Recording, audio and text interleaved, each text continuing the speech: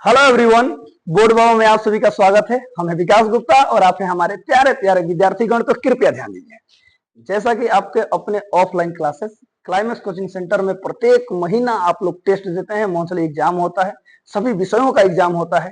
तो इस महीने यानी जुलाई महीने में भी आप लोगों ने जो कल एग्जाम दिया था, ठीक है, उसी का आज पूरा का पूरा पेपर डिस्कशन हो रहा है।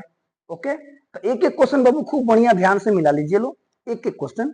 कल आप क्लास में आइएगा ना तो आपसे पूछा जाएगा कि बताइए आपका कौन सा प्रश्न माने कोई को सही है कोई को गलत है। ठीक है, तो चलिए बिना देरी किए हुए वीडियो को शुरू करते हैं और ध्यान से एक एक क्वेश्चन मिला लीजिए, क्योंकि ये क्वेश्चन आपके आने वाले बोर्ड एग्जाम के लिए भी बहुत इंपॉर्टेंट है। ठीक है, तो चलिए शुरू करते हैं। तो चलिए तो एक एक क्वेश्चन ध्यान से देखते हैं। नरेशन का पूरा अंग्रेजी के इस बार आपके एग्जाम में दिया गया है, क्योंकि आप लोगों ने सबसे लास्ट चैप्टर नरेशन ही पढ़ा था, पूरा डीपली पढ़ा था, ढेर सारे एग्जाम्पल्स किए थे, 400-500 एग्जाम्पल्स किए थे आप लोग। तो चलिए ध्यान देते हैं एक एक क्वेश्चन पे। देखिए, नरेशन चाहे वॉइस चाहे टेंस, कभी भी ये सब आता है ना बाबू, तो दो तरीका होता है टिक करने का। एक तो आपको पूरा कंसेप्ट मालूम है तो तुरंत टिक कर दीजिएगा, आपको ज्यादा दिमाग लगाने की आवश्यकता नहीं है कि चलिए बनाते हैं, पूरा एक एक लाइन बनाते हैं तब जाकर टिक करते हैं। 4 गो ऑप्शन दिया है ना, तो एक तरीका होगा कि आप तुरंत टिक कर दीजिएगा, और दूसरा क्या होगा कि खूब बढ़िया से बनाकर इत्मीनान से टिक कीजिएगा। ठीक है, तो जिनको पूरा का पूरा थ्योरी यहाँ पर है, तुरंत पूछने पे धाए द जवाब देंगे, वो तुरंत टिक किए होंगे। अब बाकी जो लोग नहीं ध्यान दिया है वो लोग वही बात है सर, ध्यान दीजिएगा, ध्यान देना पड़ता है, पढ़ना है तो ध्यान तो देना ही है। ठीक है, ट्रिक सब जगह काम नहीं आता है, स्पष्ट रूप से सुन लीजिए। ठीक है, याद रखिएगा। आइए फिलहाल हम लोग बनाते हैं, टिक करते हैं, कैसे क्या करते हैं। ठीक है, ध्यान दीजिएगा। एक नंबर दिया गया है, he said I am going to school. यहाँ देखिए ये पास्ट में दिया गया है। ठीक है, एक्चुअली इसमें जितना भी दिया गया है सबका सब पास्ट में दिया गया है। ठीक है, तो तुरंत लोग कैसे बनाते हैं, तो तुरंत ऐसे बनाते हैं, तो ध्यान दीजिएगा। तो सबसे पहले तो ही के बाद सैड है और सैड के बाद कोई ऑब्जेक्ट नहीं है, तो सैड का सैड रहेगा। ठीक है, यहाँ पे टोल्ड लिखा गया, इसका मतलब ये गलत है, ये नहीं होने वाला है, पहले ही जान लीजिए। आगे बढ़ते हैं। तो is am are was were में बदलता है ना, जब पास्ट में होता है रिपोर्टिंग वर्ब को, तो वाज वर यहाँ पे दिखाई दे, यानी वाज दिखाई दे रहा है, एम नहीं होगा, हैज नहीं होगा, तो ये आंख बंद करके ऑप्शन नंबर ए हो जाएगा। ठीक है, आंख बंद करके नहीं, अखियां खोलिए तो होगा, ध्यान दीजिएगा। आगे she said I like coffee, ध्यान दीजिएगा, सी सेड, फिर इसके बाद कोई ऑब्जेक्ट नहीं है, यानी अगर कहीं टोल्ड होगा तो वो तो जैसे यहाँ पे टोल्ड है तो ये नहीं होगा, कैंसिल हो गया। आगे बढ़ते हैं। आई लाइक यानी present and definite, past and definite, present and definite में सब्जेक्ट प्लस वर्ब 1 या वर्ब 5, पास्ट एंड डेफिनिट में सब्जेक्ट प्लस वर्ब 2, तो सब्जेक्ट प्लस वर्ब 2 कहां है, तो लाइक्ड, लाइक्ड यहाँ पे दिखाई दे रहा है, तो सी लाइक्ड। देखिए पर्सन हमेशा बदलता है, आपको बताया गया ना, चाहे प्रेजेंट हो चाहे फ्यूचर हो चाहे पास्ट हो, पर्सन गिरगिट है, पर्सन हमेशा बदलता है। ठीक है, चलिए तो इसका ऑप्शन नंबर ए हो जाएगा। ये कहा था आई के बाद लाइक लिख दिया गया है, नहीं होगा। यहाँ पे सी लाइक्स हो गया है, प्रेजेंट इंडेफिनिट ये भी है, प्रेजेंट इंडेफिनिट ये भी है, तो हमें बदलना है ना पास्ट में, तो पास्ट ही है, तो ऑप्शन नंबर ए हो जाएगा। अगला है he said I had finished my work, ध्यान दीजिएगा, हैड प्लस वर्ब 3 दिया गया है, यानी पास्ट परफेक्ट, और पास्ट परफेक्ट किस में बदलता है, तो ये बिल्कुल नहीं बदलता है, पास्ट परफेक्ट में नो चेंज होता है, यानी कि इसका जो रिपोर्टेड स्पीच है यानी इन्वर्टेड कॉमा के अंदर कुछ नहीं बदलेगा, खाली पर्सन बदल जाएगा, आई और माई बदल जाएगा। तो ये देखते हैं हैड फिनिश्ड, तो ध्यान दीजिएगा सर, ये ही के बाद फिनिश, ये तो ऐसे ही नहीं होगा, इसमें है बागी, ये भी नहीं होगा, इन दोनों में से कोई एक हो सकता है ना। तो यहाँ देखिए आई फर्स्ट पर्सन ही के अनुसार यानी सब्जेक्ट के अनुसार, तो ही हो गया। ठीक है, माई क्या है, तो पोसेसिव एडजेक्टिव है, तो यानी ये पोसेसिव एडजेक्टिव ही आएगा। माई फर्स्ट पर्सन ही के अनुसार, तो ही का पोसेसिव एडजेक्टिव ही होता है, तो यानी यही सही है, ऑप्शन नंबर ए हो जाएगा। दूसरा अगर देखिएगा ना बाबू, तो यहाँ देखिए आई को आई लिख दिया गया है, तो ये तो होगा नहीं क्योंकि हमें बदलना है, तो ऑप्शन नंबर ए सही होगा। अगला है she said to me are you fine, ये इंट्रोगेटिव सेंटेंस है, तो इंट्रोगेटिव सेंटेंस का रूल आपको क्या बताया गया था, तो सबसे पहले रिपोर्टिंग वर्ब को आस्क के फॉर्म में चेंज करना है। अब जेगा रिपोर्टिंग वर्ब होगा उसी के हिसाब से कर देंगे। ठीक है, से होगा तो आस्क हो जाएगा, सेज होगा तो आस्क हो जाएगा, सैड होगा तो आस्क्ड हो जाएगा। ठीक है, और बाकी अंदर अब इंट्रोगेटिव सेंटेंस दो तरह से आते हैं, एगो क्या होता है सर कि हेल्पिंग वर्ब से शुरू होता है, और एगो क्या होता है डब्ल्यू एस से शुरू होता है। तो आपको बताया गया था कि हेल्पिंग वर्ब से शुरू हो तो इफ या वेदर में बदलेंगे इन्वर्टेड कमा को, और अगर डब्ल्यू एच से शुरू हो तो तुरंत वही डब्ल्यू एच इन्वर्टेड कमा की जगह पर रख दिया जाएगा, और बाकी जो अगला सेंटेंस होगा ना उसको क्या कर देते हैं, असर्टिव बना देते हैं, यानी कि सब्जेक्ट को पहले कर देते हैं और हेल्पिंग वर्ब को बाद में कर देते हैं, बदलाव करते हुए, यानी कौन किस में बदलता है आप जानते हैं। यहाँ देखिए she said to me are you fine, तो क्या हो जाएगा सर? तो सबसे पहले सी आस्क्ड मी, हाँ ठीक है, यहां तक तो सही है। सी आस्क्ड मी ये गलत है, ये गलत है, ये दोनों नहीं होगा। ठीक है, आगे बढ़ते हैं। इसमें इफ या वेदर का इन्वर्ट काम बदला गया नहीं ना, बदला गया है, तो इसका क्या हो जाएगा? ऑप्शन नंबर ए ही सही हो जाएगा। She asked me if I was fine. ठीक है, आगे बढ़ते हैं।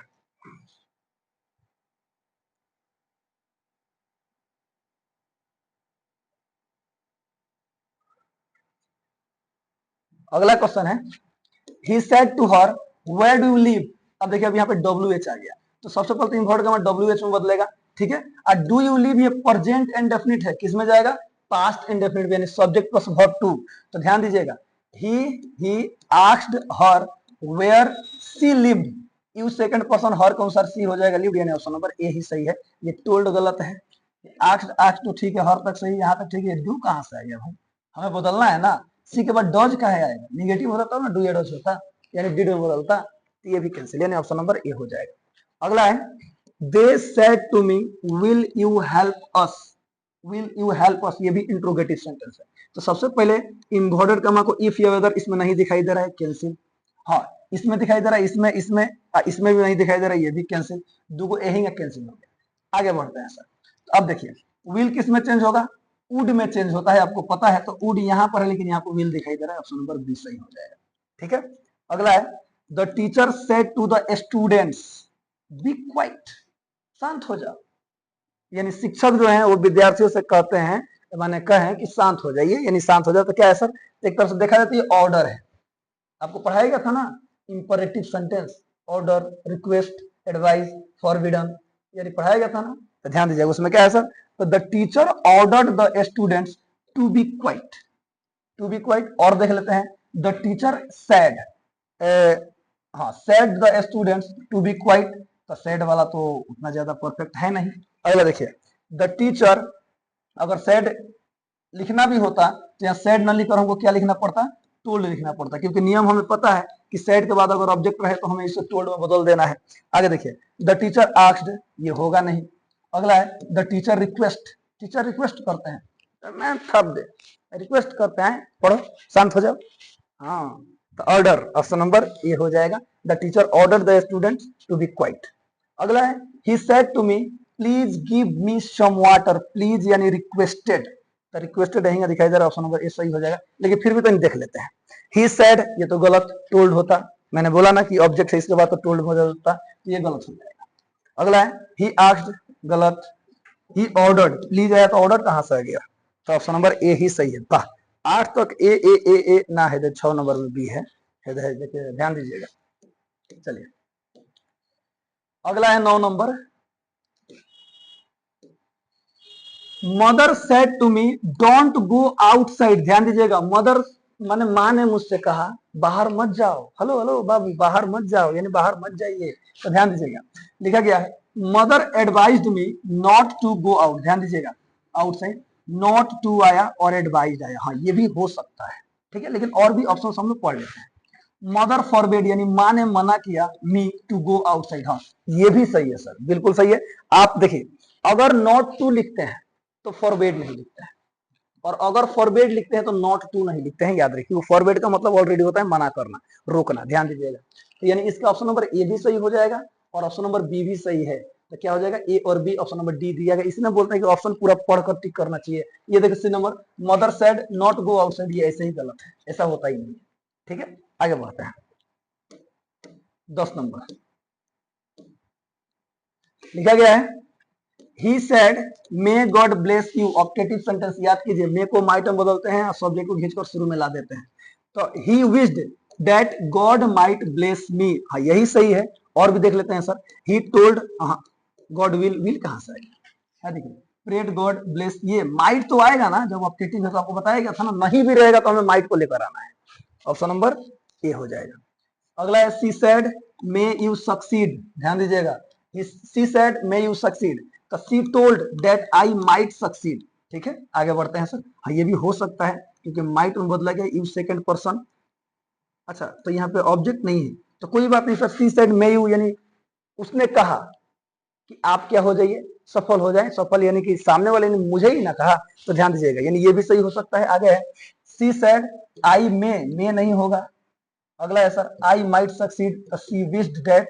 एक और है सी होप्ड, ये भी गलत है। एक को लिखा गया sir she told that I might succeed, ठीक है। एक है she wished that I might succeed. ये दोनों का दोनों हो सकता है जी, बिल्कुल हो सकता है, क्योंकि आपको क्लास में लिखवाया गया था कि आप रिपोर्टिंग वर्ब को इसमें टोल्ड में भी बदल सकते हैं। एक मिनट, ये टोल्ड में नहीं ना बदलेगा। टोल्ड में क्यों नहीं बदलेगा? क्योंकि इसके बाद कोई ऑब्जेक्ट रहता है तब ना आप टोल्ड में बदलते हैं। हाँ ठीक है, कंफर्म हो गया, ध्यान दीजिएगा। तो ये गलत है, सेड अगर यहाँ पे होता तो सही हो जाता है, यानी इसका यही सही है, ऑप्शन नंबर डी हो जाएगा। ठीक है, चलिए आगे बढ़ते हैं। अगला है he said I was rich. He said I was rich, ध्यान दीजिएगा, पास्ट में है तो वाज है। वाज मतलब वाज किस में बदलता है, आपको लिखवाया गया था हैड बीन में बदलता है, याद रखिएगा। तो हैड बीन ढूंढ लीजिए, काम खत्म। Had been option number C में है, और कहीं भी है देख लीजिएगा। वर है, हैड है, बीन नहीं है, वाज है, तो ऑप्शन नंबर सी ही सही होगा। ठीक है, चलिए आगे बढ़ते हैं। अगला क्वेश्चन है 13 number. She said what a beautiful flower it is. Wow, ध्यान दीजिएगा, ये कहाँ का है? एक्सक्लेमेटरी सेंटेंस याद कीजिए, एक्सक्लेमेटरी सेंटेंस का नियम बताया गया था ना, एक्सक्लेम्ड विथ। तो ध्यान दीजिएगा, सी एक्सक्लेम्ड, अच्छा विथ कुछ भी नहीं है, कोई बात नहीं, सेंटेंस पढ़ते हैं। दैट, इसको असर्टिव बनाने का तरीका मैंने आपको वो सिखाया था कि इट माने इसका असर्टिव क्या होगा, तो it is a very beautiful flower. तो इज एम आर वाज में चेंज होता है, तो वाज यहाँ पर बदल गया है, ठीक है कोई बात नहीं, यानी इसका ये सही है। She exclaim that it was a very beautiful flower. और भी पढ़ लेते हैं, सी सैड गलत है। हाँ ये देखिए, she exclaimed with joy that it is beautiful, ये भी गलत है सर। आगे बढ़ते हैं, सी टोल्ड इट्स ब्यूटीफुल, ये भी गलत है, ऑप्शन नंबर ए ही सही है, ये हो जाएगा। ठीक है, अगला देखिए, he said oh I am ruined. उसने कहा ओह मैं तो बर्बाद हो गया, मैंने मैं बर्बाद हो गया, यानी मैं बर्बाद हो गया है, देखिएगा ध्यान। तो ही एक्सक्लेम्ड विथ सोरो, ओह यानी सोरो यानी दुख में कह रहा है ना sir, that he was ruined, तो आई ही में बदल जाएगा, और is am are was were में, यानी इसका भी ऑप्शन नंबर ए ही सही है। ठीक है, ध्यान दीजिएगा, आगे बढ़ते हैं। They said hurray wow we have won the match, हम लोग मैच जीत गए, हिप हिप हुर्रे हम लोग बोलते थे ना पहले। हाई देखिए, तो हैप्पी हैप्पी हुर्रे होता है। ठीक है, ध्यान दीजिएगा। तो दे सेड, तो दे एक्सक्लेम्ड विद जॉय, हाँ ठीक है सर ये सही है। और भी कहीं है क्या? नहीं है, ये तीनों का तीनों गलत, यही ना होगा ऑप्शन नंबर ए। चलिए, तो they exclaimed with joy that they had won the match. ठीक है, हैव हैड में बदलता है तो लिख दिया गया है। चलिए आगे बढ़ते हैं। The teacher said the sun rises in the east, ध्यान दीजिएगा, the sun rises in the east, this is the sentence of universal truth. ये एक यूनिवर्सल ट्रूथ का सेंटेंस है, और यूनिवर्सल ट्रूथ में कुछ नहीं बदलता है, जिंग रहता है वही छाप देते हैं। तो द टीचर सेड, तो the teacher said inverted comma के बदले डेट हो जाएगा, तो डेट है। तो द टीचर सेड डेट, हाँ इसमें भी है। द टीचर सेड डेट इसमें भी है। द टीचर सेड डेट यहाँ भी है। द टीचर सेड इसमें नहीं है, तो यही नहीं गलती हो गया। ठीक है, तीन गो में देखते हैं। The sun rises in the east, अब ढूंढ लीजिए, द सन राइज, ना ना ना गलत, the sun rises in the east. देखिए बाबू ध्यान दीजिएगा, यहाँ पे खाली ईस्ट लिखा गया है, और यहाँ पे द लगाना एकदम अनिवार्य है, क्योंकि ये खास दिशा का नाम है, तो ये भी गलत है, option number C, the sun rises in the east. Okay, अगला है she said honesty is the best policy, ये भी वही है सर, यूनिवर्सल ट्रूथ है।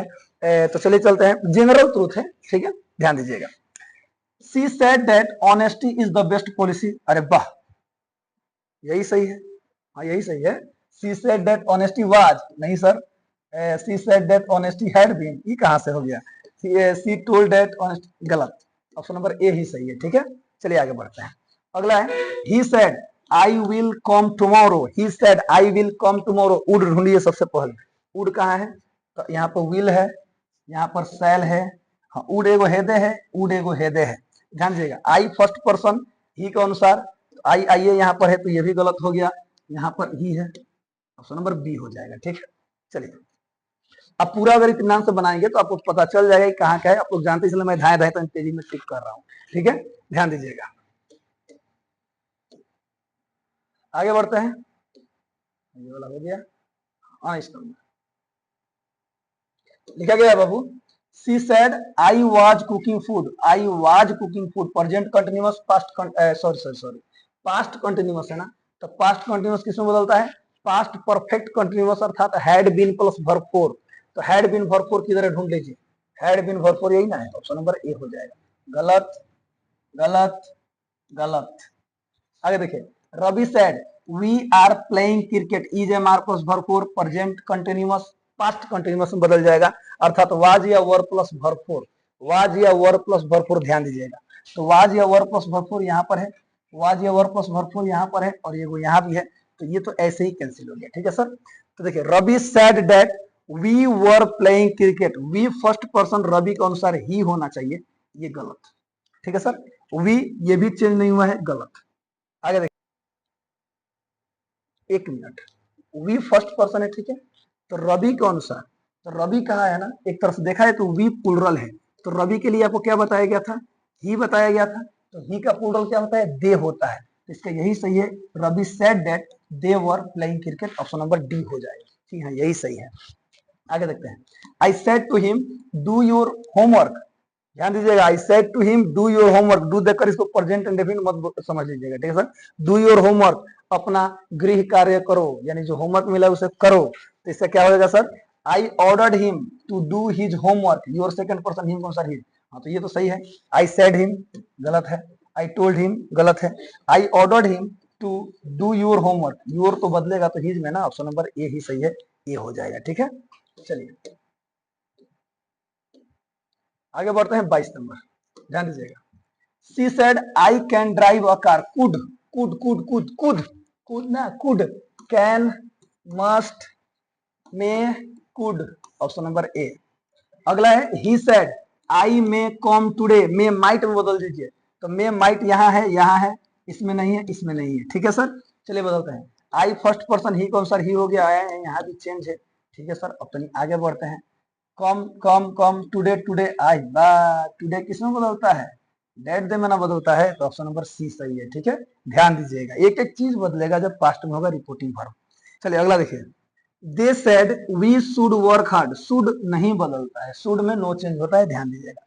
चलिए जब नो चेंज होता है तो देखते हैं क्या होगा sir, we first person they के अनुसार, तो दे शुड वर्क हार्ड, हाँ ये होगा, ये क्या होगा, यही होगा, ऑप्शन नंबर ए हो जाएगा, ठीक है सर। अगला क्वेश्चन है, he said I was reading a novel, he said I was reading a novel, was reading यानी past continuous, past perfect continuous, had been ढूंढ लीजिए, had been, option number A. अगला है, I said I had seen him before, had आ गया यानी past perfect नहीं बदलता है, नो चेंज होता है, तो had जेंगा रहता है वहीं रहता है, खाली पर्सन बदल जाता है, बात खत्म। चलिए, तो I said that, I first person, he कहां से आ गया, बिल्कुल नहीं होगा, I said that I had seen him before, option number D हो जाएगा, ठीक है। चलिए अगला है, he said I do not like tea, I do not like tea, present indefinite, past indefinite did not, do या डज, डिड में बदल दीजिए, बात खत्म, खाली नॉट है, डिड नॉट यहाँ पर है, ये डॉज है, तो एगो ई हो सकता है, एगो यू हो सकता है, मैंने पहले मिला लेते हैं कौन होगा, आई फर्स्ट पर्सन ही में बदलेगा, आई का आई यहाँ पर है, तो ये गलत है, ऑप्शन नंबर ए ही सही है, ठीक है। चलिए अगला है, he said is it raining outside, ध्यान दीजिए, he said is it raining outside, क्या बाहर वर्षा हो रही है, यानी कहने का मतलब ये क्या है, इंट्रोगेटिव है, तो पहले इफ या वेदर में बदलेगा, तो इफ इसमें है, इफ इसमें है, इसमें है तो सैड है, गलत है, हाँ इसमें इफ नहीं है तो यही ना गलत है, तो ऑप्शन नंबर ए हो जाएगा, ही आस्क्ड इफ, ठीक है, बात आगे बनाने की आवश्यकता ही नहीं है। चलिए अगला क्वेश्चन है, he said who wrote the Ramayana, ध्यान दीजिएगा sir, he said who wrote the Ramayana, तो हो जाएगा सर he asked, ठीक है, asked यहाँ भी है, ठीक है, इसमें if आया है, ध्यान दीजिएगा, जब ये WH वर्ड है तो WH वर्ड ना होगा, ठीक है। आगे बढ़ते हैं, he asked that कहां से आ गया भाई, none of these, अच्छा देखते हैं इसको पहले सही हो जाएगा तो ठीक है, और नहीं हो तो none of these चिपका देंगे, he asked, sorry, he asked who had written the Ramayana, ये पास्ट इंडेफिनिट है, कहां जाता है, पास्ट परफेक्ट, तो ये बिल्कुल सही है, ऑप्शन नंबर सी हो जाएगा।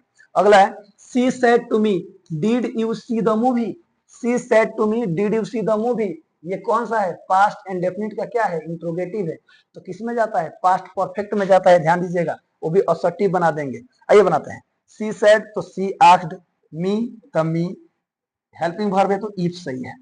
यू सेकंड पर्सन क्या हो जाएगा, आई यानी मी के अनुसार आई हो जाएगा, हैड हो जाएगा, ठीक है। सीन द मूवी, अब बिल्कुल यही सही है, ऑप्शन नंबर ए यानी कि पास्ट एंड डेफिनेट बनाया गया है, ऑप्शन नंबर ए हो जाएगा। ये तो थोड़ा जल्दी जल्दी टिक किया गया क्योंकि आप लोगों को आता है, क्लास में आप लोगों ने पढ़ रखा है और आपने टेस्ट दिया है, वही केवल मिलवाया गया है, ठीक है। बाकी तो हंसते रहिए, मुस्कुराते रहिए, गाते रहिए, गुनगुनाते रहिए और हमेशा खुश रहिए। मिलते हैं अगले वीडियो में, तब तक के लिए जय हिंद।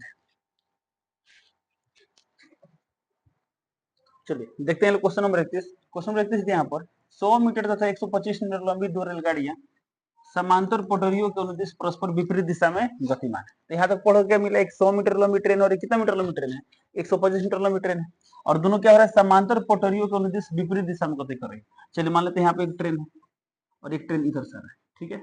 एक कितना मीटर है, 100 मीटर, और एक कितना है, 125 मीटर। दो ट्रेन है, यहाँ बोला गया कि विपरीत दिशा में गतिमान है। प्रत्येक रेलगाड़ी की चाल 10 मीटर पर सेकंड है। दोनों का चाल कितना है, 10 मीटर। तो ये इधर जा रहा है कितना स्पीड से, 10 मीटर पर सेकंड चाल से, इधर आ रहा है कितना स्पीड से, 10 मीटर पर सेकंड चाल से आ रहा है, ठीक है।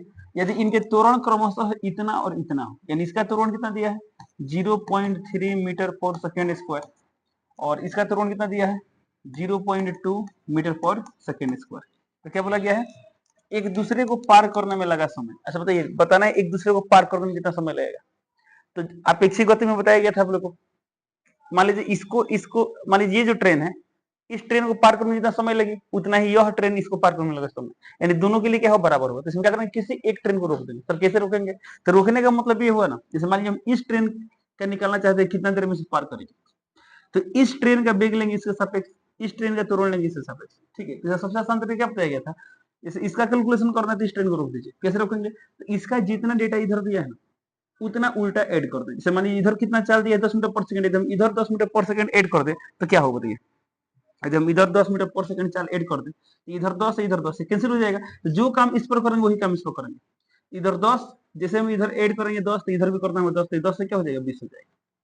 इधर त्वरण 0.2 है तो इसको इधर 0.2 करेंगे, तो इसमें 0.2 इधर ऐड करेंगे, 0.3 या 0.2 कितना है, 0.5 कितना हो जाएगा, 0.5 हो जाएगा, ठीक है। अब इससे हमें कोई मतलब नहीं है। अब ये ट्रेन रुक चुका है, इस ट्रेन के सापेक्ष ट्रेन क्या हो, रुक गया। अब बताइए ट्रेन को, इस ट्रेन को पार करने के लिए कितना दूरी तय करना पड़ेगा, तो एक 125 मीटर दूरी तय करना पड़ेगा, साथ साथ अपना भी दूरी तय करेगा। तो यानी बताइए इस पार करने में लगा समय निकालना है, और एक समान चाल से जा रहा ना, एक समान चाल नहीं है, देखिए ध्यान से, हम इसमें क्या निकालना है, टी निकालना है। क्या निकालना है, टी। अब बताइए इस ट्रेन के लिए पार करने में लगा समय निकालने के लिए टी निकालना है। बताइए इसमें क्या दिया है, एस का मान कितना होगा, ये 100 मीटर 125 मीटर, तो कितना हो जाएगा, 225 मीटर, 225 मीटर। अब देखिए ए का मान कितना गया, ए का मान आ गया 0.5 मीटर पर सेकेंड स्क्वायर। तो एस आ गया, ए आ गया, टी आ गया। यू यू का मान कितना है, 20 मीटर पर सेकंड, तो यू का मान हो गया 20 मीटर पर सेकंड। तो ये इतना दिया गया है, इतना समय क्या निकालना है, टी निकालना है। तो टी निकाल लेंगे तो क्या होता है फॉर्मूला, किस फॉर्मूला में सब होता है बताइए। तो पता चला एस बराबर UT plus half A T square. चलिए यहाँ सॉल्व करते हैं। एस बराबर क्या होता है, UT plus half A T square. S का मान कितना है, तो एस का मान दिया गया है 225, तो 225 बराबर यू यू का मान कितना है 20, तो 20, यहाँ टी है तो टी प्लस 1/2 ए का मान, ए का मान 0.5 तो 0.5 इंटू टी स्क्वायर, टी तो हमें निकालना करना है, ठीक है। तो कितना यहाँ पर ये आ गया 225 बराबर 20 टी प्लस ये कितना हो जाएगा 0.25 और टी स्क्वायर तो टी, ठीक है। अब इसी को हल करेंगे तो क्या होगा, टी का माना जाएगा। तो क्या हल करेंगे, हम ऑप्शन से चेक कर लेंगे कौन सही ऑप्शन है। ऑप्शन ने दिया 5 सेकंड, जहाँ टी वहाँ 5 रखे तो 20 25 100, और यहाँ 5 करे 5 बजे 25 25 25 625 हो जाएगा यहाँ पर, और 0.2 पढ़े तो कितना गया 106 आ गया। बट हमें कितना चाहिए 225। ऑप्शन नंबर क्या है गलत, बी चेक करते हैं। तो जहां जहां टी है कितना रख सकते 10 सेकंड, 10 रखिए तो कितना है यहाँ पर 200, 10 का स्क्वायर 100, 100 गुणे 25, 0.25 क्या होगा 25 आएगा। दो में पहले 10 भी तो है ना, ये कितना है 225 आएगा। यानी ऑप्शन नंबर क्या होगा, इसका ऑप्शन नंबर होगा बी, तो बी टी कर दो। ओके चलिए अगला क्वेश्चन देखते हैं। अगला सवाल यहाँ पर एक कण का विस्थापन एक्स अक्ष के अनुदिश एक्स बराबर इतना दी गई है, ठीक है। अब देखिए इसमें विस्थापन दिया गया है, एक्स का मान कितना दिया गया है 18 टी प्लस 5 टी स्क्वायर। तो बोला गया समय अंतराल t1 बराबर 2 सेकंड, t1 बराबर 2 सेकंड से, t1 बराबर 2 सेकंड और t2 बराबर 4 सेकंड, t2 बराबर 4 सेकंड के बीच औसत त्वरण हमें क्या निकालना है, औसत त्वरण में एवरेज त्वरण निकालना है क्या होगा। ठीक है। अब इसमें औसत त्वरण क्या निकालना, परिमाण ही ना निकालना है, ठीक है। और इसे पता है आपको सिर्फ एक्स अक्ष का अनुदिश जा रहा है, इसमें सिर्फ आई कैप है। अब सिर्फ मैग्नीट्यूड इसमें आई कैप जे कैप नहीं लेंगे तो वो बन जाए, क्यों एक ही डायरेक्शन दिया गया, ठीक है। चलिए अब देखते हैं, तो हमें निकालना है ए एवरेज। तो बताइए ए एवरेज का फॉर्मूला क्या होता है, तो ये होता है delta we by delta T, यानी वेग में परिवर्तन बटा समय में परिवर्तन। इसको हमेशा लिख सकते हैं v2 माइनस v1 बटा क्या लिख सकते हैं t2 माइनस t। अब इस सवाल तभी बनेगा जब हमें t2 माइनस t1 पता है, v2 माइनस v1 पता है। तो t2 माइनस t1 तो निकालें, t2 का मान 4, t1 का मान 2, तो कितना लिखेंगे 4 माइनस 2। अब ये v2 माइनस v1 पता है तो सवाल बने, नहीं तो नहीं बनेगा। तो कैसे निकालेंगे, तो हमें निकालना होगा 4 सेकंड पर, यानी इस समय पर जो वेग होगा v2 होगा, और 2 सेकंड में जो वेग होगा क्या v1 होगा। अब बताइए विस्थापन दिया हमें वेग निकालना है, तो कैसे निकालते हैं, तो विस्थापन को एक बार डिफरेंशिएट करते हैं तो v निकलता है। क्या निकलता है, v निकलता है। तो v का मान कितना है यहाँ पर 18, अब प्लस कितना हो जाएगा 10t, कितना हो गया 10t। ओके सर, त्वरण भी तो निकाल सकते हैं ना, तो अलग अलग समय पर त्वरण क्या होगा, एक मिनट, त्वरण निकालना यानी कांस्टेंट हो जाएगा, एक मिनट 10, सही बात है। अब डिग्री तुरंत भी निकाल सकते हैं, फिर से डिफरेंशिएट करके कितना आएगा, तो यहाँ डिफरेंशिएट करने से कितना आएगा, देखिए तो ए का मान कितना हो जाएगा 0 यानी 10, कितना जाएगा 10, यानी 10 मीटर पर सेकंड स्क्वायर। अब देखिए इसका मान क्या होगा, ए का मान कांस्टेंट है, तो हमेशा जब त्वरण कांस्टेंट है तो किसी भी समय अंतराल में निकाले एवरेज इतना ही आएगा। इसका आंसर क्या है 10, ठीक है। चलो अब इस फॉर्मूला से बना के देखते हैं क्या होता है, ठीक है। यही आंसर है, कंफर्म में कितना आएगा इसका आंसर, ऑप्शन नंबर बी आएगा, ठीक है। अब चलिए इससे बनाते हैं, तो हमें चाहिए v2 माने क्या हुआ, तो v2 माने कौन समय पर 4 सेकंड पर, यहाँ टी हमें 4 करके कितना है 10 को 40, 40 18 58, 58 आ गया। अब मान v1 का मान, v1 माने 2 सेकंड पर, तो 10 गुना 20, अब 20 18 38 34, देखिए कितना गया यहाँ पर, देखिए तो 0 5 में 3 गया 2, अब बटा 4 में 2 गया 2, ये कितना गया 10। इन ऑप्शन नंबर क्या होगा बी, तो बी टिक। ओके चलिए अगला क्वेश्चन देखते हैं। देखिए अगला सवाल यहाँ पर, वृत्ताकार मार्ग में घूमने वाले कोण के लिए कोणीय विस्थापन थीटा बराबर इतना है, जहां थीटा रेडियन में टी सेकेंड में है, तब गति टी बराबर 2 सेकेंड कोण का कोणीय वेग होगा। तो हमें बताना है टी बराबर 2 सेकेंड का कोणीय वेग क्या होगा। बताइए टी समय पर थीटा दिया है, कोणीय विस्थापन दिया है, कोणीय वेग यानी ओमेगा निकालना है। तो ओमेगा कैसे आता है, तो पढ़े चलो, omega is equal to d theta by d t, d theta by d t, यानी इसको डिफरेंशिएट करो तो ओमेगा मिलेगा। तो 2t क्यू का डेरिवेटिव क्या होगा, 3 दूना 6t स्क्वायर, ऐसा क्या होगा 0.5 तो 0.5। अब ओमेगा निकालना किस समय पर, टी बराबर 2 सेकंड पर निकालना है, तो जहां जहां टी हो 2 कर देंगे, यहाँ टी तो 2 दूना 4 6 होगा 24, अब प्लस 0.5 यानी 24.5। ऑप्शन नंबर क्या होगा सी, तो सी टी कर। ओके चलिए अगला क्वेश्चन देखते हैं। अगला सवाल यहाँ पर 0.5 किलोग्राम द्रव्यमान की फुटबॉल को एक खिलाड़ी किक मारकर 10 मीटर पर सेकंड के वेग से गतिशील कर देता है। यदि फुटबॉल व पैर का संपर्क काल यानी समय दिया है इतना सेकंड, तो फुटबॉल पर लगे बॉल निकालना। सब ये बॉल निकालना है, तो बॉल का फॉर्मूला क्या होता है, आपके दिमाग में जो फॉर्मूला है उसी फॉर्मूला से बना सकते, ठीक है। ए में आ रहा है तो ए में से बना सकते हैं, संवेग में परिवर्तन में दर दिमाग में आ रहा है तो उसे बना सकते हैं, जो आपके दिमाग में वही बना सकते हैं। मान आपके दिमाग में ए बराबर एम है, ठीक है। अब इसे कब बनेगा, इसे तभी बनेगा आपको एम पता हो, ए पता हो, इसमें एम दिया है देखिए 0.5 किलोग्राम द्रव्यमान, ठीक है 0.5। अब ए का मान देखिए, ए माने त्वरण, कहीं त्वरण दिया है नहीं दिया, तब ये निकाल के लाना हो तो कैसे लाएंगे। अब ये फुटबॉल को खिलाड़ी किक मारता है, तो बताइए फुटबॉल पहले क्या होगा, विराम में होगा, यानी यू का मान कितना होगा 0 होगा। अब किक मारता है तो कितना देर संपर्क में रहता है, टी बराबर 1/50 सेकंड, ये समय आ गया। 10 मीटर पर सेकंड वेग से गतिशील कर देता है, यानी v का मान कितना होता है 10 मीटर पर सेकंड। तो क्या इस डेटा से ए निकाल सकते हैं, कैसे, ए का फॉर्मूला क्या होता है v minus you by T, v का मान 10, u का मान 0 बटा t का मान दिया 1/50, 10 माने 0 10 हो जाएगा, ये 50 ऊपर आएगा, कितना आ जाएगा 500, तो 500 मीटर पर सेकंड स्क्वायर। तो यहाँ पर ए का मान रख देंगे 500, कितना है 5 5 25 है, 0000, 10 अंक पढ़ते हैं 10 लगा देंगे, यानी 250 न्यूटन। कितना आंसर आएगा 250 न्यूटन, यानी ऑप्शन नंबर क्या होगा सी, तो सी टी कर देंगे। ओके चलिए अगला क्वेश्चन देखते हैं। अगला सवाल यहाँ पर 5 किलोग्राम का एक पिंड घर्षण युक्त क्षैतिज सतह पर विरामावस्था में रखा गया है। जब इस पर 24 न्यूटन का बल लगाया जाता है तो इसका त्वरण होगा। अब देखिए समझ में से, तो बोला घर्षण युक्त क्षैतिज सतह, ये क्षैतिज सतह है, ये घर्षण वाला है, क्या है यानी इसमें घर्षण है। अब ये घर्षण युक्त है, तो ये घर्षण युक्त इसे घर्षण, इसमें क्या दिया है देखिए, तो घर्षण गुणांक दिया है, स्थैतिक घर्षण गुणांक यानी म्यू एस। सतह और वस्तु के बीच का म्यू एस कितना है, तो म्यू एस का मान दिया 0.6, और आपको गति के घर्षण गुणांक भी दिया, म्यू के का भी मान दिया है, तो म्यू कितना दिया है 0.4 to 0.4। अब बोला गया जी का मान कितना लेना है 9.8 का 9.8। ओके अब देखिए इतना डेटा दिया गया है। अब इसमें क्वेश्चन क्या दिया गया है, 5 किलोग्राम का पिंड है। अच्छा ये कितना केजी का है? 5, तो 5 केजी का है। तो बोला गया कि इस विरामावस्था में रखा गया, इस पर 24 न्यूटन का बल लगाया जाता है। तो मान हम इधर इसका 24 न्यूटन बल लगा, अब जब इधर 24 न्यूटन बल लगाएंगे तो क्या होगा? घर्षण इधर उत्पन्न होगा, उधर उत्पन्न होगा, इधर उत्पन्न होगा, घर्षण इसे अपोज करेगा। अब देखिए 24 न्यूटन बल लगाएंगे तो बोला गया है कि इसका त्वरण क्या होगा, इसमें निकालना है ए का मान क्या होगा। ठीक है, तो अब ये तो कंफर्म है, जब बल इधर लगा रहे हैं तो इसमें घर्षण बल किधर काम करेगा? घर्षण बल इधर काम करेगा, इस दिशा में काम करेगा, कथी? घर्षण बल यानी ए।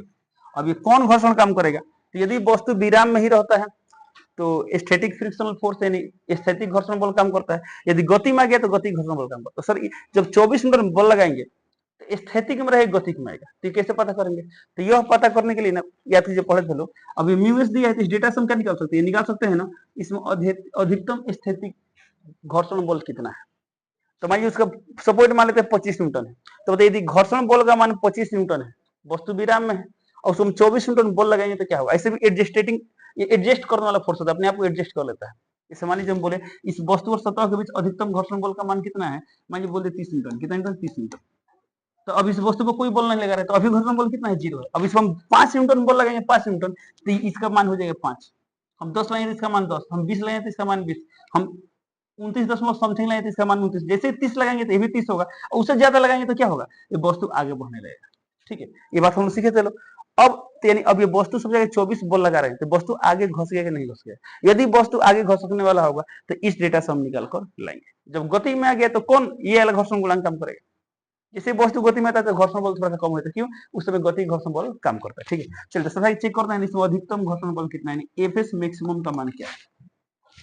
हमें क्या निकालना पड़ेगा? एफ एस मैक्सिमम का मान क्या होगा। ठीक है, चलिए निकालना है एफ एस मैक्सिमम। इसका फॉर्मूला क्या होता है? म्यू एस इंटू एन, जहाँ एन क्या है? नॉर्मल फोर्स है, तो म्यू एस, तो म्यू एस का मान दिया 0.6 0.6। अब नॉर्मल फोर्स क्या होता है? नीचे काम कर रहा है 5G, तो इसका अपोजिट क्या होगा? नॉर्मल होगा। तो नॉर्मल का मान 5G के, वस्तु नहीं ऊपर जा रहा है नीचे आ रहा है, यानी ये दोनों कंपोनेंट बराबर होगा, तो एन बराबर क्या हो? 5G, तो यहाँ गया 5, यहाँ G, तो कितना गया? 6 × 5 = 30, तो यहाँ 30 यानी 3 हो जाएगा, क्यों? 10 एकदम पहले इंटू जी, जी का मान कितना है? 9.8, तो 9.8 कितना गया? 8 3 के 24 और 4 8 3 2 27 27 2 29, इतना है 29.4 न्यूटन। अब बताइए इसमें अधिकतम घर्षण बल कितना काम कर रहा है? 29.4 न्यूटन, और हम बल कितना लगा रहे हैं? 24 न्यूटन। कितना बल लगा रहे हैं? 24 न्यूटन। तो क्या वस्तु हिलेगा? नहीं हिलेगा। यानी इस स्थिति में क्या होगा? इस वस्तु का त्वरण 0 होगा, ऑप्शन नंबर डी हो जाएगा। क्या करेंगे? ऑप्शन नंबर डी टिक कर लेंगे। जैसे क्वेश्चन नंबर 36, क्वेश्चन नंबर 36 क्या दिया यहाँ पर? ध्यान देंगे, ये सवाल दिया गया है, क्या दिया यहाँ पर? m द्रव्यमान का एक पिंड वेग v से 2m द्रव्यमान के स्थिर पिंड से पूर्णतः प्रत्याश संघट करता है। संघट के पश्चात पिंडों की गतिज ऊर्जा का अनुपात क्या है? देखिए हम क्या बोले? पूर्णतः प्रत्याश संघट। ठीक है, सबसे पहले हम क्या करेंगे? क्वेश्चन के अनुसार जो सिचुएशन है, सिचुएशन क्या करेंगे? समझेंगे और लिखते चलेंगे। तो यहाँ क्या दिया गया है? m द्रव्यमान का एक पिंड v वेग से, चलिए मानते हैं क्या है ये वाला m द्रव्यमान का पिंड है, कितना वेग से? v वेग से। 2m द्रव्यमान के स्थिर पिंड, अब यहाँ पे क्या है? 2m द्रव्यमान का एक पिंड है स्थिर, स्थिर मान क्या हुआ? इसका वेग 0 है, स्थिर पिंड से टकराता है, कैसा टकरा है? पूर्णतः प्रत्याश संघट। पूर्णतः प्रत्याश संघट का मतलब क्या होता है? पढ़े थे, याद है? ई का मान 1, ई का मान कितना दिया गया? 1 दिया। ई क्या है? प्रत्यावस्थान गुणांक। इसका मतलब ये क्या होता है? टक्कर के बाद अलग होने का अपेक्षित वेग और टक्कर से पहले एक दूसरे को नजदीक आने का अपेक्षित वेग क्या होता है? अनुपात होता है। ठीक है, तो अब इसमें क्या बोला गया? पूर्णतः प्रत्याश संघट करता है, संघट के पश्चात यानी संघट के बाद, तो बाद में क्या होगा? इसका द्रव्यमान m है तो m ही रहेगा, इसका द्रव्यमान 2m है तो 2m ही रहेगा, इसका वेग कुछ होगा, इसका वेग कुछ होगा। तो क्या बोला गया है? संघट के पश्चात पिंडों की गतिज ऊर्जाओं का अनुपात निकालना। अब इसका वेग कितना है नहीं पता, इसको v1 मान लेते हैं, इसका वेग हम v2 मान लेते हैं। तो हमें निकालना है इन दोनों की गतिज ऊर्जाओं का अनुपात। जो निकालने से फिरते हैं, तो हमें निकालना इसका गतिज ऊर्जा मान लेते हैं E1 और इसका मान लेते हैं E2। तो हमें निकालना है E1/E2, E1/E2। अब बताइए E1 का फॉर्मूला क्या होगा? तो 1/2 m, m है तो m, अब वेग क्या है? v1, तो v1 स्क्वायर। इसका क्या होगा? 1/2, इसका द्रव्यमान कितना है? 2m, तो क्या लिखेंगे? 2m, तो 1/2 इंटू 2m इंटू इसका वेग कितना है? v2, तो v2 स्क्वायर। तो इसको कैंसिल होगा, 1/2 से 1/2 कैंसिल, m से m कैंसिल, यहाँ कितना आ गया? यहाँ पर आ गया v1, इसको ऐसा लिख सकते हैं 1/2, यहाँ पर है v1 का स्क्वायर बटा v2 का स्क्वायर, लिख सकते हैं v1/v2 का होल स्क्वायर। अब इस सवाल कब बनेगा? जब हमें v1 और v2 का मान पता हो या v1 और v2 का अनुपात पता हो, तभी ना बनेगा। तो चलिए अब डायरेक्ट के हम ये निकाल कर लाना, कैसे निकाल लेंगे? तो यहाँ बोलेगा पूर्णतः प्रत्याश टक्कर हो रहा है, तो पूर्णतः प्रत्याश के लिए कंडीशन क्या है? E बराबर 1, तो E बराबर 1। ई का मतलब क्या होता है? टक्कर के बाद का अपेक्षित बल, तो टक्कर के बाद का अपेक्षित बल क्या होगा? V2 माइनस V1 होगा, तो V2 माइनस V1 बटा पहले का अपेक्षित वेग, पहले का अपेक्षित वेग कितना होगा, तो V और इसका 0 है, तो क्या होगा, V होगा, तो V लिख दिए बराबर, बराबर क्या है यहाँ पर 1 है, तो 1, यहाँ से कितना आ गया, V2 माइनस V1 बराबर V आ गया। ठीक है, इस समीकरण कितना मान लेते हैं, 1 मान लेते हैं। अब देखिए यहाँ पर V2 माइनस V1 आ रहा है, हमें चाहिए V2 बाई V1, तो एक रिलेशन और प्राप्त कर सकते हैं कहाँ से, तो पढ़ते तो संवेग संरक्षित रहता है, चाहे किसी भी प्रकार का टक्कर हो, जब इसमें संवेग संरक्षित रहेगा तो पहले का कुल संवेग कितना होगा, तो पहले का कुल संवेग बराबर बाद का कुल संवेग, ताकि बाद वाला कुल संवेग नहीं होते हैं, तो बाद वाला इसका संवेग कितना होगा, mv1, इसे कितना आएगा 2mv2, तो बाद का कुल संवेग क्या होगा, mv1 प्लस उसका क्या होगा 2mv2 बराबर पहले कुल संवेग, तो पहले कुल संवेग कितना है, तो यहाँ पर इसका संवेग mv और इसका क्या होगा 0, विराम में है तो 0 हो जाएगा, तो इसका संवेग mv टेन लीजिए m। अब इस क्या हो जाएगा, यहाँ से m और m कैंसिल हो जाएगा, यहाँ से m, यहाँ से m और यहाँ से m कैंसिल, तो कितना आ गया, यहाँ पर आ गया v1 प्लस 2v2 बराबर कितना आ गया v। ठीक है, हमें चाहिए v1 v2 में रिलेशन, एक काम करते हैं, इसका आरएचएस v और इसका भी आरएचएस क्या है v, दोनों बराबर करें, तो ये आरएचएस खत्म हो जाएगा ना, v खत्म होगा तो खाली v1 v2 बनेगा, तो समीकरण एक और दो हम क्या लिख सकते हैं, तो इसे हम लिख सकते हैं यहाँ पर समीकरण 2 के आरएचएस में क्या है v1 प्लस 2v2 और यहाँ पर क्या है v2 माइनस v1, तो v2 माइनस v।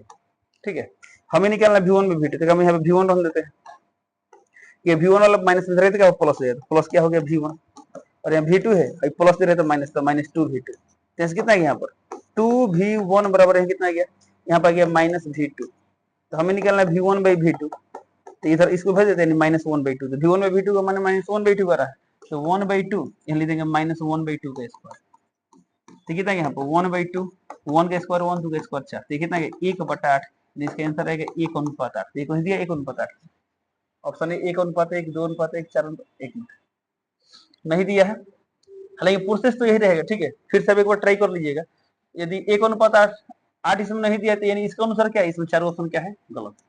ठीक है, चलिए आगे बढ़ते हैं, अगला क्वेश्चन देखते हैं लोग, यहाँ दिया 5 किलोग्राम द्रव्यमान का एक पिंड 10 केजी मीटर पर सेकेंड के संवेग से गतिशील है, 0.2 न्यूटन का एक बल पिंड पर उसकी गति की दिशा में 10 सेकंड तक लगाया जाता है, पिंड की गतिज ऊर्जा में वृद्धि क्या होगी, हमें निकालना है पिंड की गतिज ऊर्जा में वृद्धि। ठीक है, तो सवाल समझिएगा, 5 किलोग्राम द्रव्यमान का एक पिंड है, तो एक मान यहाँ पे पिंड है, कितना केजी का है 5 केजी का। ठीक है, 10 केजी मीटर पर सेकंड संवेग से गतिशील है, तो बताइए 10 केजी मीटर पर सेकंड के क्या है संवेग है, इसका मान क्या होगा, यानी चलिए पी का मान दिया है इतना, तो अब बताइए द्रव्यमान दिया है एम इतना, पी दिया है इतना, कैसे भी निकाल सकते हैं भी, कैसे, तो पी का फॉर्मूला क्या होता है, पी बराबर होता है एम भी, तो एम भी का मान दिया है 10, एम का मान दिया है 5, तो 5 भी बराबर 10, जैसे भी का मान कितना है 2, यानी इसका मान क्या होगा, कितना वेग से गति कर रहा है 2 मीटर पर सेकंड के वेग से जा रहा है, 2 मीटर पर सेकंड से क्या हो रहा है आगे जाने में गति कर रहा है। ठीक है, अब 5 केजी का पिंड है 2 मीटर पर सेकंड के वेग से जा रहा है,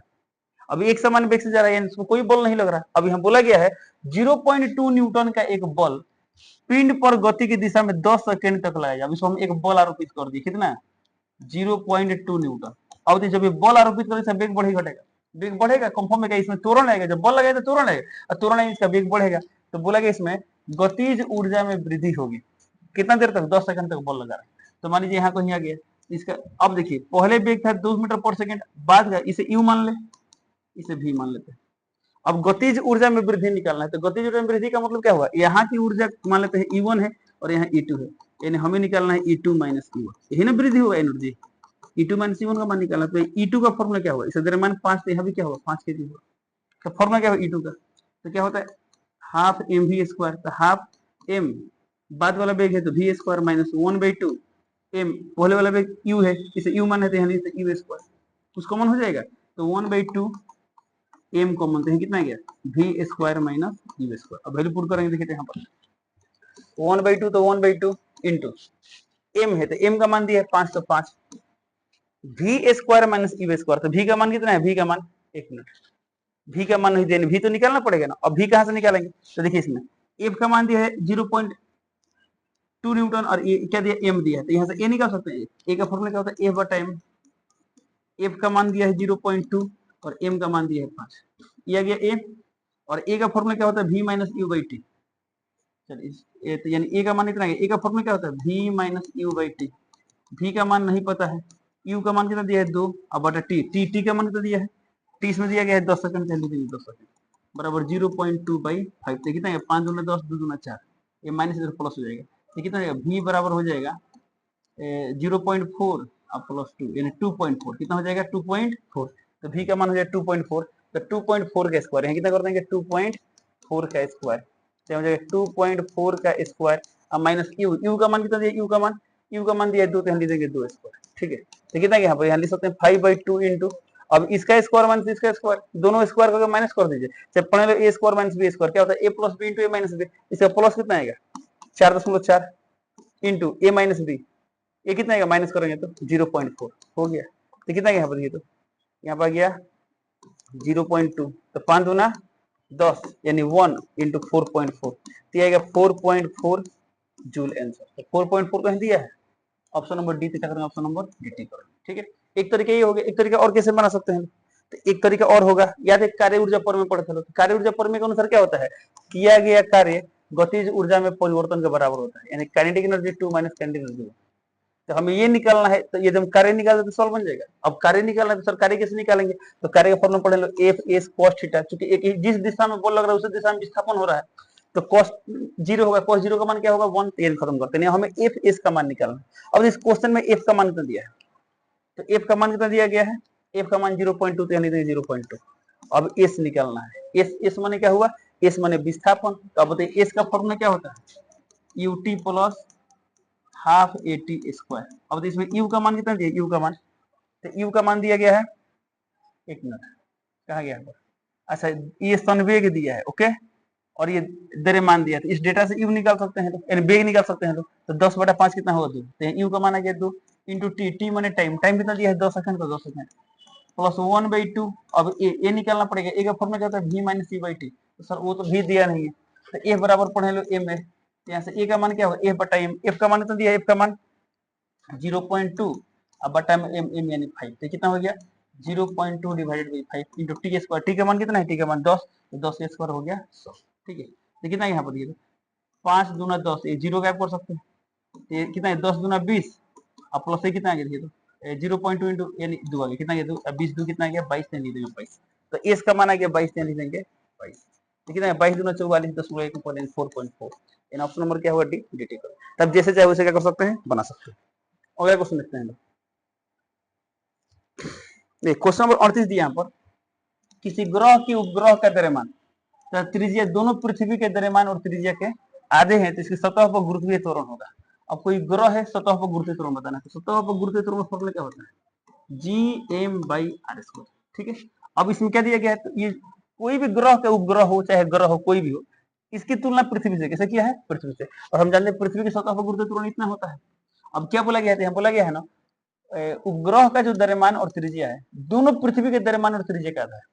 अब बताइए एकदम द्रव्यमान आधा करे तो ऊपर क्या होगा, ऊपर हो जाएगा 1/2, फिर त्रिज्या आधा करे तो नीचे कितना होगा 1/2 स्क्वायर है, तो स्क्वायर, तो कितना जाएगा ऊपर है 1/2 और नीचे 1/4, तो 2 दूना 4 यानी ऊपर 2, यानी कितना हो जाएगा 2 गुना। इसका मतलब क्या, उस ग्रह पर जो जी का मान होगा क्या होगा, पृथ्वी की सतह की गुरुत्वीय त्वरण का 2 गुना होगा। पृथ्वी सतह पर कितना होता है 9.8, इसका डबल कर देंगे तो 2 इंटू 9.8, 4 दूना 16 18 का 19 यानी 19.6 मीटर पर सेकेंड स्क्वायर।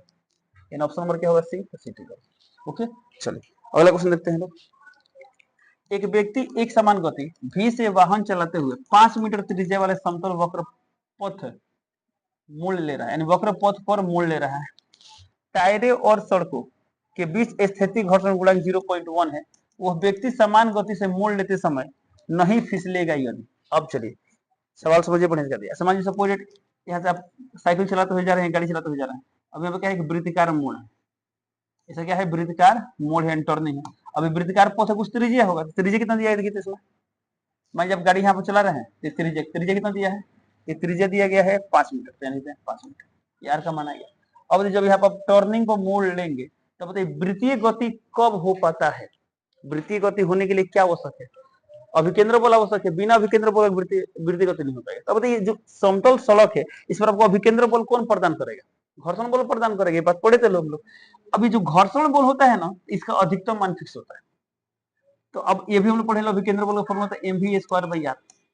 तो जब हम v का मान बढ़ाएंगे तो ये पूरा मान बढ़ेगा, अब पूरा मान बढ़ेगा अब ये जो मिलता है कहाँ से मिलता है, घर्षण से मिलता है। तो भाई और अधिकतम घर्षण बल मान लेते हैं 50 न्यूटन है, तो भी का मान आप बढ़ाते गए, मान बढ़ा दिए, एक मान पा गया 40 न्यूटन। तो 40 जब आपका बोल रहे हैं तो घर्षण भी कितना हो जाएगा, 40 हो जाएगा, आपको एडजस्ट कर देगा, अब घूम जाएंगे। अब भी बढ़ाते बढ़ाते जहां से आप 50 से अधिक कर लिए ये बल, तो क्या होगा, घर्षण बल अब काम करना, मतलब उतना बल नहीं दे पाई जितना बल चाहिए, तो आप यहाँ पर क्या होंगे, स्लिप कर देंगे, गाड़ी पलट जाएगा। ठीक है, चलिए सवाल समझते हैं क्या है यहाँ पर। तो सवाल में बोला गया कि एक व्यक्ति एक समान गति v से वाहन चलाते हुए 5 मीटर त्रिज्या वाले समतल वक्र पथ पर मोड़ ले रहा है। टायरों और सड़कों के बीच स्थिति घर्षण गुणा कितना दिया, 0.1 दिया, म्यू एस का मान कितना दिया है, 0.1 दिया है। तो वह व्यक्ति समान गति से मोड़ लेते समय नहीं फिसलेगा यदि, अब इसमें v स्क्वायर दिया गया, यानी वेग के बारे में पूछा गया। तो अब बताइए, तो v वेग से जब गति कर रहा है, तो v वेग से गति करे तो अभिकेंद्र बल क्या होगा, mv square by r, mv square by r. अब वो नहीं फिसले, त्रिज्या कितना मानते हैं, आर।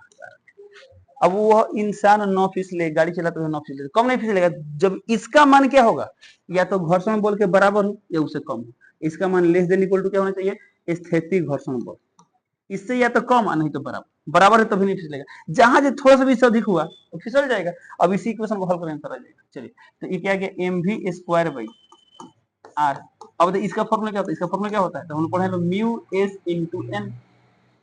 अब बताइए एन यानी नॉर्मल फोर्स, तो नॉर्मल फोर्स क्या होगा, तो क्या ऐसे देखिए क्या बोला गया है, एक व्यक्ति एक समान गति से वाहन चलाते हो, मान लीजिए कोई वाहन है यहाँ पर, अब वाहन इस रास्ता पर जा रहा है, तो नॉर्मल फोर्स क्या होगा, तो जितना फोर्स नीचे होगा उतना ही ऊपर लगेगा। ऐसे रास्ता कोई बेंड उंड तो है नहीं, कोई कंपोनेंट की बताइए, तो ये मान लीजिए गाड़ी है, तो नीचे जो फोर्स लगेगा वही क्या ऊपर नॉर्मल फोर्स होगा, तो एन का मान क्या होगा, mg होगा। तो क्या आ गया यहाँ पर, mv square by r, r का मान कितना दिया है, आर का मान दिया है 5 लेते हैं 5 बराबर less than equal to mu s का मान कितना है 0.1, तो 0.1 इंटू एन का फॉर्मूला, एन का मान क्या होगा, mg, क्या हो जाएगा mg, नीचे वाला बॉल mg, तो ऊपर वाला क्या होगा, एन नॉर्मल फोर्स, इधर मान v वेग से जा रहा है। ठीक है, अब यहाँ से m क्या होगा, कैंसिल हो जाएगा। अब g का मान कितना लेने की बात किया गया, 10, तो जहाँ g है कितना रखेंगे 10, तो क्या हो जाएगा यहाँ पर, चलिए यहाँ पर m था, यहाँ पर g था, तो कैंसिल हो गया। इसको हल करते हैं, तो यहाँ कितना है, v square less than equal to, इसको इधर मल्टीप्लाई कर दें तो कितना होगा 0.5 इंटू जी का मान 10 लेना है, तो कितना है v square less than equal to, यहाँ गया 5, यानी v स्क्वायर का मान क्या होना चाहिए, 5 मीटर पर सेकंड से कम होना चाहिए, यानी ऑप्शन नंबर क्या होगा, बी, तो बी टिक कर।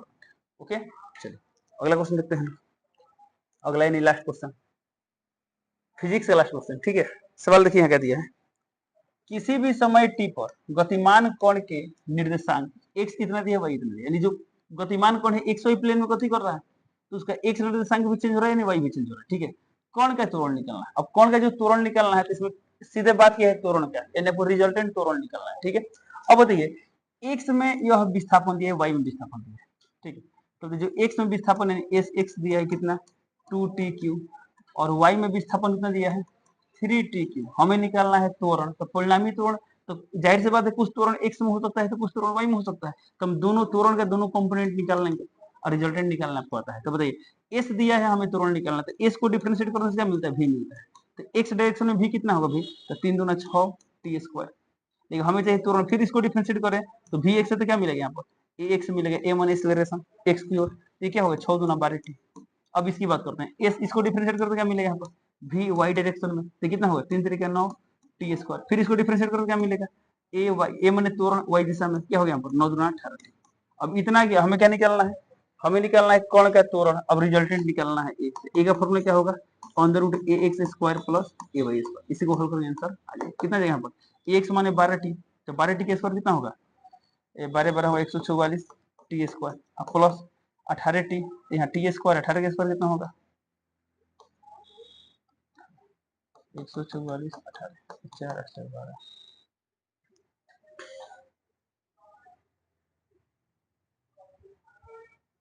कितना यहाँ पर 18 4 8 4 12 2 324, कितना यहाँ पर 324, रूट है तो रूट, कितना यहाँ पर 4 4 8 4 2 6 3 1 4, यानी 468 टी स्क्वायर।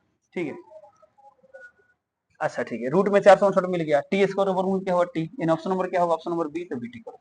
ओके, चलिए अगला क्वेश्चन देखते हैं लोग, अब केमिस्ट्री आएगा, ध्यान देंगे क्वेश्चन दिया यहाँ पर, प्रोपेनॉल एवं प्रोपेनोन द्वारा किस प्रकार की समयोता दर्शाई जाती है। ठीक है, अब इसमें कोई ना कोई समय होता है, अब जब सब समय होता लिखा है नहीं और सूत्र तो सेम होगा, और सूत्र क्या होगा, सेम होगा। अब यहाँ पे बोला कि क्रियात्मक समय होता है, मध्य होता है, चलय होता है, श्रृंखला समय होता है। अब इस सब के सब क्या होते हैं, स्ट्रक्चरल आइसोमर होते हैं। तो ये तो कंफर्म हो जाए जब ऑप्शन में सब समय होता दिया, यानी यह दोनों का और सूत्र सेम है। अब सोच क्या बना सकते हैं, प्रोपेनॉल में क्या होता है, एल्डिहाइड होता है, और इसमें प्रोपेनोन यानी कीटोन होता है। तो दोनों में क्रियात्मक समूह अलग होते हैं। जब क्रियात्मक समूह अलग जैसे क्या बोलते हैं, क्रियात्मक समय होते हैं। ऑप्शन नंबर क्या होगा, ए, 80 कर दो। अगला क्वेश्चन लेते हैं, कौन प्रकाशिक समयोता प्रदर्शित करता है। तो प्रकाशिक समयोता कौन प्रदर्शित करता है, जिसमें प्लेन ऑफ सिमेट्री नहीं है। यदि प्लेन ऑफ सिमेट्री नहीं है तो क्या होता है, प्रकाशिक समयोता प्रदर्शित करता है। तो चेक करते हैं, तो ब्यूटेनॉल 1, अच्छा ब्यूटेन 1 ऑल लिख सकते हैं या 1 ब्यूटेनॉल लिख सकते हैं। तो क्या होगा, मेथ एथ प्रोप ब्यूट 1 ऑल, यानी 1 पर क्या है OH, ठीक है। और यहाँ कुछ नहीं है, क्या होगा H2 H2 H2, यहाँ क्या होगा H3। ऐसे पढ़े चलो कायरल कार्बन चेक करने को, यदि सिर्फ कायरल देखा आप नहीं बोल सकते हैं ना कि वो ऑप्टिकली एक्टिव है कि इनएक्टिव है। बहुत बार आपको कायरल कार्बन मिलेंगे फिर भी क्या ऑप्टिकली इनएक्टिव होगा। कैसे, इस हम यहाँ बात करें कार्बन मान लेते हैं, बात करते हैं कार्बन कार्बन, ये तीनों समूह अलग करते हैं, यहाँ बात करते हैं H है, ठीक है।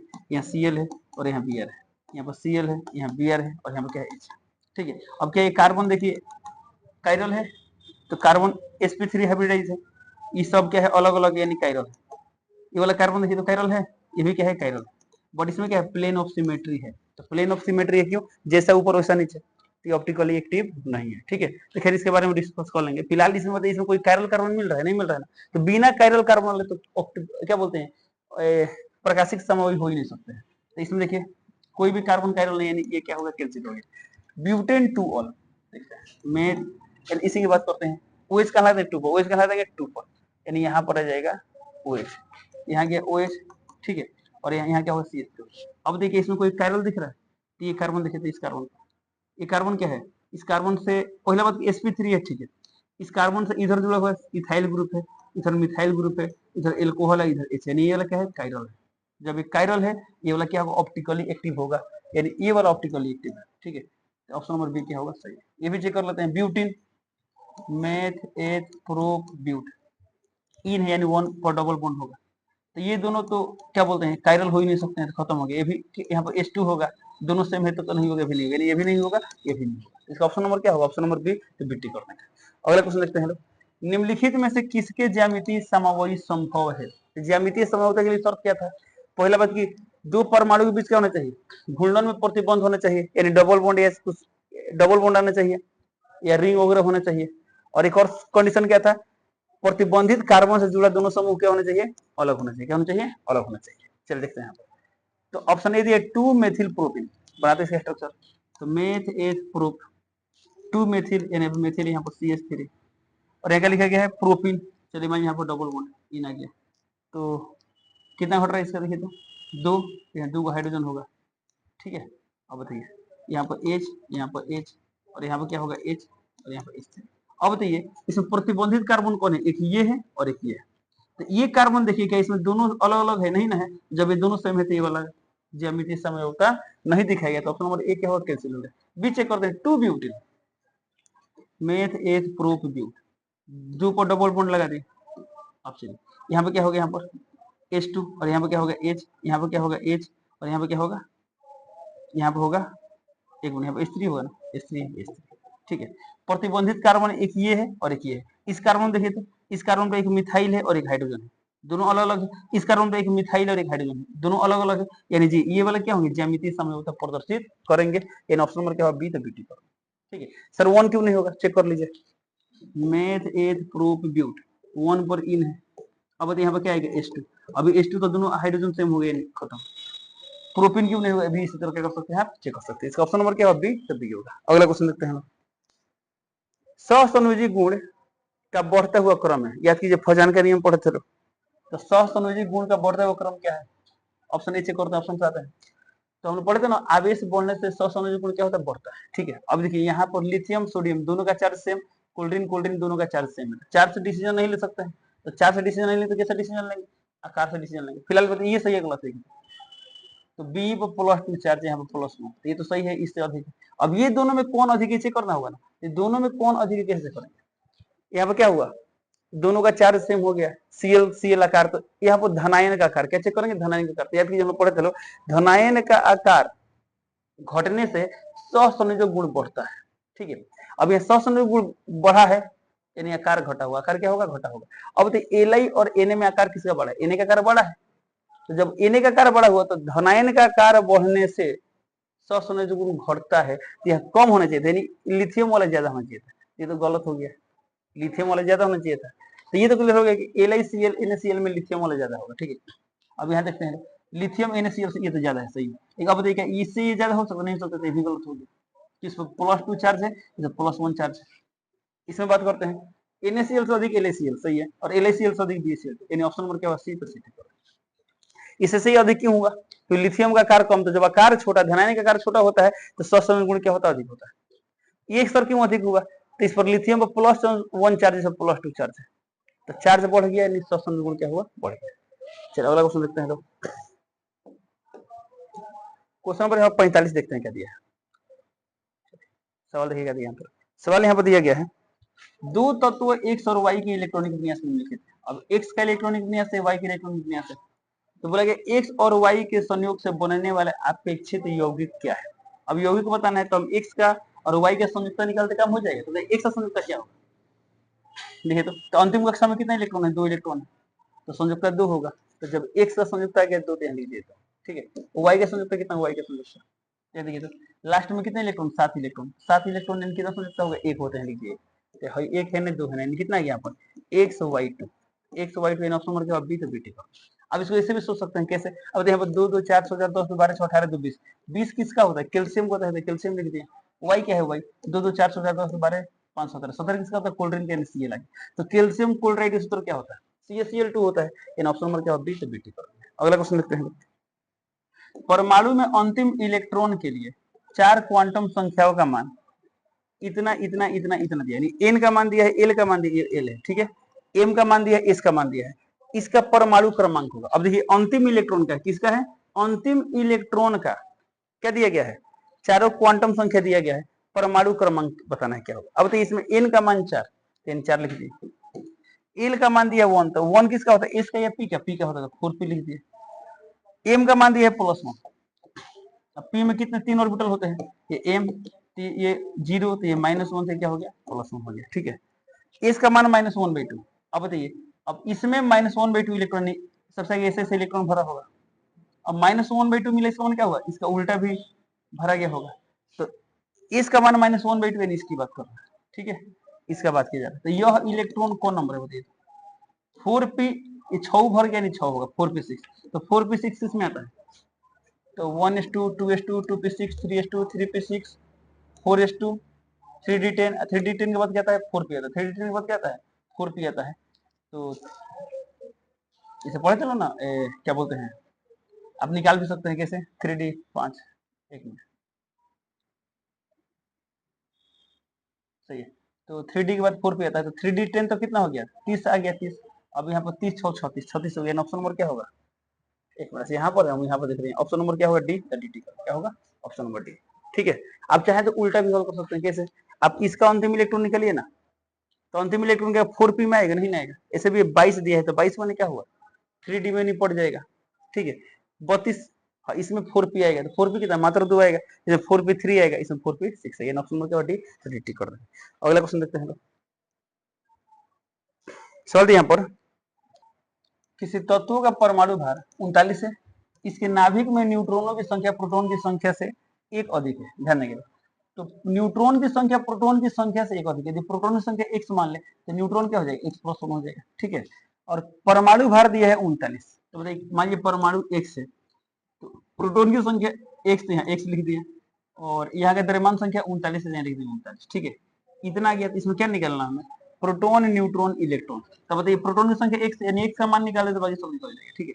अब बताइए प्रोटॉन की संख्या x और न्यूट्रॉन की संख्या x+1, तो द्रव्यमान संख्या का फॉर्मूला क्या होता है, प्रोटॉन प्लस न्यूट्रॉन, तो प्रोटॉन प्लस न्यूट्रॉन बराबर द्रव्यमान संख्या, प्रोटॉन का संख्या x, न्यूट्रॉन की संख्या x+1, तो x+1 बराबर द्रव्यमान संख्या कितना दिया है, द्रव्यमान संख्या 39 x और x 2x, ये 1 इधर माइनस हो जाएगा, 38 हो जाएगा, 19 दूना 38, यानी x का मान है क्या 19, तो x यानी प्रोटॉन, प्रोटॉन का संख्या 19, तो प्रोटॉन का संख्या आ गया 19। तो जब प्रोटॉन 19 तो इलेक्ट्रॉन भी 19 होगा, क्योंकि इसको कोई आवेश नहीं है। अब प्रोटॉन इलेक्ट्रॉन आ गया, न्यूट्रॉन क्या है, प्रोटॉन से एक अधिक है, तो न्यूट्रॉन का संख्या कितना होगा, 20 होगा। क्या होगा, 20। तो देखते हैं क्या पूछा गया। इसमें बोला गया प्रोटॉन, तो प्रोटॉन कितना होगा, 19। 19। फिर बोला गया न्यूट्रॉन, न्यूट्रॉन कितना है, 20। तो 19 20 19 20, तो 19 20 फिर 19, यानी ऑप्शन नंबर क्या होगा, ए, तो 80 कर दिया। ओके, चलिए अगला क्वेश्चन देखते हैं लोग। क्वेश्चन नंबर 48, यहाँ 48 क्या दिया गया है। यदि इलेक्ट्रॉन, हाइड्रोजन, हीलियम और नियोन के नाभिक प्रकाश के वेग से गतिमान हो, इन कोणों से जुड़ी तरंग दैर्ध्य का मान्य क्रम क्या हो। अब देखिए, तरंग दैर्ध्य का मान्य क्रम बताना, तो बताइए गतिमान कण से जुड़ा तरंग दैर्ध्य क्या होता है, डी ब्रोगली तरंग दैर्ध्य हम पढ़े। तो डी ब्रोगली तरंग दैर्ध्य का फॉर्मूला क्या होता है, h by p. H by p, तो पी को हम लिख सकते हैं m b, h by m भी आ गया, एच बाई क्या गया, एम भी आ गया। ठीक है, इसमें क्या बोला गया है, समान वेग से गतिमान। अब देखिए बेग का मान क्या है, सबके लिए सेम यानी कांस्टेंट है, बेग का मान कांस्टेंट, एच तो कांस्टेंट होता है, जैसे क्या मिल गया, lambda inversely proportional to m. ठीक है, जैसे क्या निष्कर्ष निकला, जिसका एम अधिक उसका लेमडा कम, जिसका एम कम उसका लेमडा अधिक। इसमें क्या बोला गया है, तरंग दैर्ध्य के मान का क्रम है। अब तरंग दैर्ध्य का मान का क्रम बताना, ये देखिए अच्छा घटते बढ़ते सब मिक्स किया है, कोई बात नहीं। अब बताइए इस लाइन का मतलब क्या हुआ, जिसका द्रव्यमान अधिक उसका तरंग दैर्ध्य कम होगा। तो हम ये देखना किसका द्रव्यमान, तो जिसका द्रव्यमान अधिक उसका तरंग दैर्ध्य कम होगा, तब इसमें किसका द्रव्यमान अधिक होगा, इलेक्ट्रॉन, हाइड्रोजन, हीलियम, नियोन। तो बताइए सबसे अधिक द्रव्यमान किसका होगा, सबसे अधिक द्रव्यमान नियोन का होगा, ये तो बात स्पष्ट है। तो जब नियोन का द्रव्यमान सबसे अधिक, तो सबसे कम तरंग दैर्ध्य नियोन का होगा। तो नियोन का सबसे कम, इसमें सबसे कम नियोन है, इसमें सबसे कम नियोन है, इसमें तो सबसे कम है नहीं, ठीक गया, इसमें सबसे कम नहीं है, एक मिनट, इसमें भी सबसे कम है, क्या नियोन से सब अधिक है ना है, और यहाँ पर क्या है, यहाँ पर नियोन अधिक है या नहीं, कैंसिल। अब इसी में कोई होगा, तो अब इसमें सबसे हल्का कौन है, सबसे हल्का हाइड्रोजन में क्या होता है, हाइड्रोजन में एक प्रोटॉन होता है। ओके, इलेक्ट्रॉन, इलेक्ट्रॉन का मास प्रोटॉन से कम ही ना होता है, प्रोटॉन से कम होगा, यानी सबसे हल्का कौन है, इलेक्ट्रॉन। जब सबसे कम द्रव्यमान इलेक्ट्रॉन, तो सबसे अधिक लेमडा क्या होगा, इलेक्ट्रॉन, तो इलेक्ट्रॉन का सबसे अधिक होगा। तो सबसे अधिक इलेक्ट्रॉन यहाँ दिया है, यहाँ भी सबसे अधिक दिया है, यहाँ भी सबसे अधिक दिया है। ठीक है, अच्छा अब चेक करते हैं क्या बोलते हैं, हाइड्रोजन और हीलियम में कौन फर्क है। एक आप द्रव्यमान क्रम लिख लेते हैं, द्रव्यमान के निश्चित क्रम लिख लेते हैं। तो सबसे हल्का कौन है, इलेक्ट्रॉन, इलेक्ट्रॉन से भारी कौन है, हाइड्रोजन, हाइड्रोजन से भारी कौन है, हीलियम, और सबसे भारी कौन है इसमें, नियोन। हो गया, यानी द्रव्यमान क्रम में दिया है। तो जब द्रव्यमान बढ़ रहा है, तो द्रव्यमान बढ़ने से लेमडा घटता है, यानी लेमडा क्रम क्या होगा, ऐसा हो जाएगा, उल्टा कर देंगे, ये है लेमडा का क्रम। तो सबसे अधिक ई का होगा, फिर हाइड्रोजन का होगा, फिर हीलियम का होगा, फिर ऑप्शन नंबर क्या होगा, ए, तो 80 का। ओके, चलो आगे क्यों नहीं, आप चेक कर सकते हैं। आगे आते हैं क्वेश्चन नंबर 14, यानी यदि ठोस तांबे में दो आसन्न तांबे के परमाणुओं के बीच अंतराणविक दूरी 256 पिकोमीटर है, तो तांबे की धात्विक त्रिज्या क्या, वैसे याद कीजिए, पढ़े लोग धात्विक त्रिज्या क्या होता है, तो दो निकटवर्ती धातु जो एक दूसरे से सटे होते हैं, इन दोनों के बीच की दूरी का आधा को हम लोग क्या बोलते हैं, धात्विक त्रिज्या बोलते हैं। इन दोनों के बीच की दूरी कितना है, दूरी 256, हमें निकालना है त्रिज्या, इसका बटा 2 कर दें, तो कितना यहाँ पर 2 एकम 2 2 दूना 4 1 2 28 यानी 128 पिकोमीटर। 128 यानी ऑप्शन नंबर क्या होगा, 80 कर। अगला क्वेश्चन देखते हैं लोग। 4.4 ग्राम अज्ञात एसटीपी पर 2.24 लीटर आयतन करती है। अच्छा समझिए, 4.4 ग्राम अज्ञात गैस, अब कोई अज्ञात गैस है, कितना ग्राम है, 4.4 ग्राम है, एसटीपी पर इतना लीटर आयतन घेरती है, तो गैस हो सकती है। अब बताइए एसटीपी पर इतना लीटर आयतन घेरती है, तो अब बताइए एसटीपी पर आयतन दिया है, मूल निकाल सकते हैं। तो मूल का फॉर्मूला क्या होता है, दिया गया आयतन बटा 22.4, 22.4। तो दशमलव यहाँ पर मान लीजिए हम इधर शिफ्ट कर दे, क्या होगा, तो समझ सकते हैं, 2.24 इंटू 10, एक अंक पढ़ लें, यह 2.24, तो ये कैंसिल, 1/10 कितना गया, 1/10, 1/10 यानी 0.1, इतना मोल आ गया। ठीक है, अब बोला गया है, अब जो गैस, उस गैस का द्रव्यमान दिया 4.4 ग्राम, तो बताइए गैस क्या होगा। एक नया क्वेश्चन बन गया, 4.4 ग्राम में कौन गैस होगा जिसका कितना मोल आएगा, 0.1 मोल होगा। तो 4.4 ग्राम यदि N2O होगा, तो चेक करते हैं, तो N2O, तो बताइए 4.4 ग्राम N2O में मोल कितना आएगा, मोल दिया गया द्रव्यमान 4.4, अब बटा मोल, इसका मोल इसका मोल द्रव्यमान कितना होगा, 14×28 दिया गया 16, तो कितना गया यहाँ पर 814 44, कितना गया 44, पॉइंट इधर 0, यानी ये आ गया 1/10, 1/10 यानी सही बात है, ये तो होगा, ये होगा ना, बट यहाँ पे लिखा है ए और सी दोनों, यहाँ जिम्मेदारी बनता है सी भी चेक करो, बी चेक करने की जरूरत नहीं है। चलिए यहाँ देखिए, तो कार्बन कितना होता है 12, 32, 32 12 44, यानी भी आ गया 44 ग्राम। तो ये भी आएगा 4.4/44, यानी ये भी कितना आएगा, इसका भी उतना ही मोल आएगा, यानी ये और ये दोनों इस कंडीशन को पूरा करेगा, ऑप्शन नंबर क्या हुआ डी, dt। ओके, चलिए अब आते हैं हमारे क्वेश्चन पे। क्वेश्चन नंबर 51 दिया है, find the octant in which the point इतना एंड इतना लाइन रिस्पेक्टिवली। सिंपल है। अब ये किस ऑक्टेंट में होते हैं, तो माइनस प्लस किस में होता है, याद सिखाइए, तो माइनस और प्लस सेकेंड में होता है, और जब पॉजिटिव रहते हैं सेकेंड ही होता है, सेकेंड, और यदि निगेटिव होता है तो 4 बढ़ाते हैं, यही सेकेंड, तो पहला सेकेंड में है, तो सेकेंड, सिक्स तो होगा नहीं, फर्स्ट, फिफ्थ ये भी नहीं होगा सेकेंड, अब ये दो में कौन होगा, कौन होगा, आगे बढ़ते हैं।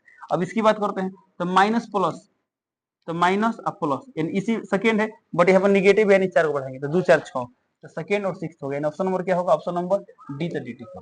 ओके, अगला क्वेश्चन देखते हैं, find the centre and radius of the circle इतना, इस सर्कल का सेंटर और रेडियस निकालना है, तो सेंटर रेडियस निकालने के लिए क्या करेंगे, इसको स्टैंडर्ड फॉर्म में लाएंगे, कौन सा है, तो पढ़े चलो, x माइनस x1 का square plus y minus y1 का स्क्वायर बराबर r स्क्वायर। इसमें x1 का y1 क्या होता है, सेंटर होता है, और r क्या होता है, रेडियस होता है। तो इस इक्वेशन को ना इस रूप में लाएंगे तो हम सेंटर रेडियस आसानी से बता सकते हैं। ठीक है, चल लाते हैं, तो एक्स स्क्वायर, ठीक है, एक्स वाला टर्म क्या है 8x, तो 8x ले लेते हैं, और y वाला क्या है y स्क्वायर, 10y है तो 10y माइनस इधर का प्लस आ, तो इसको मैं समझ सकते हैं एक्स स्क्वायर प्लस 2x, अब यहाँ क्या लिखे था कि यही आ जाए 4 लिखेंगे, अब a square plus 2ab, b का काम कर रहा है 4, तो प्लस b स्क्वायर, यहाँ क्या लिखे तो y स्क्वायर यानी a स्क्वायर प्लस 2a, अब यहाँ क्या लिखे था कि 10 हो जाए 5, और प्लस 5 स्क्वायर बराबर यहाँ दोबारा। अब इसमें क्या चीज एक्स्ट्रा लाए हैं, देखिए इसके बदले ये, इसके बदले ये, 4 स्क्वायर एक्स्ट्रा है और यहाँ 5 स्क्वायर एक्स्ट्रा है, जो इधर जुड़े उधर भी जोड़ देंगे, तो यहाँ क्या करेंगे 4 स्क्वायर प्लस 5 स्क्वायर। अब देखिए यहाँ से यहाँ तक हम क्या लिख सकते हैं, x प्लस 4 का होल स्क्वायर, इसे हम क्या लिख सकते हैं y प्लस 5 का होल स्क्वायर, और ये कितना है देखिए, यहाँ पर 8 प्लस 4 चौका 16, 5 5 25, तो कितना है यहाँ पर 8 6 14, 14 5 19, 2 1 3 1 4, यानी 49, कितना गया 49। अब बताइए, अब इसका सेंटर क्या होगा, तो प्लस में 4 तो माइनस 4 लेंगे, ये प्लस 5 तो माइनस 5, ये हो गया सेंटर, और रेडियस क्या होगा, तो 7 के स्क्वायर 49, रेडियस होगा 7, तो सेंटर माइनस 4 का माइनस 5, ये तो नहीं होगा, ये हो गया, यानी ऑप्शन नंबर क्या होगा बी, तो बी टिक। ओके, चलिए अगला क्वेश्चन देखते हैं हम लोग। अगला क्वेश्चन यहाँ पर दिया गया है, the value of y will be so that the line through इतना and इतना is parallel to through इतना and इतना। ओके, चलिए अब इसमें क्या बोलेगा, y का मान क्या होगा, ताकि इन दोनों पॉइंट से जाने वाला लाइन के और इन दोनों पॉइंट से जाने वाला लाइन क्या हो, पैरेलल हो, पैरेलल यानी समांतर हो। अब समांतर कब होता है, जब दोनों का स्लोप क्या होता है, दो समांतर रेखा का स्लोप क्या होता है, बराबर होते हैं, तो सिंपल सी बात, हम इन दोनों पॉइंट को मिलाने वाला लाइन का स्लोप निकालेंगे, इन दोनों पॉइंट को मिलाने वाला लाइन का स्लोप निकालेंगे, दोनों स्लोप क्या करेंगे, बराबर करेंगे, तो इन दोनों पॉइंट को मिलाने वाला लाइन का स्लोप क्या होगा, पढ़ते लोग y2 माइनस y1, चाहे y1 माइनस y2 भी आप लिख सकते हैं, लेकिन जो इधर से करेंगे वही इधर, माने दोनों सेम होने चाहिए। यदि y2 माइनस y1 लिखे तो बटा में x2 माइनस x1 लिखेंगे, यदि y1 माइनस y2 लिखे तो बटा में x1 माइनस x2 लिखेंगे, तो आप लिख सकते हैं।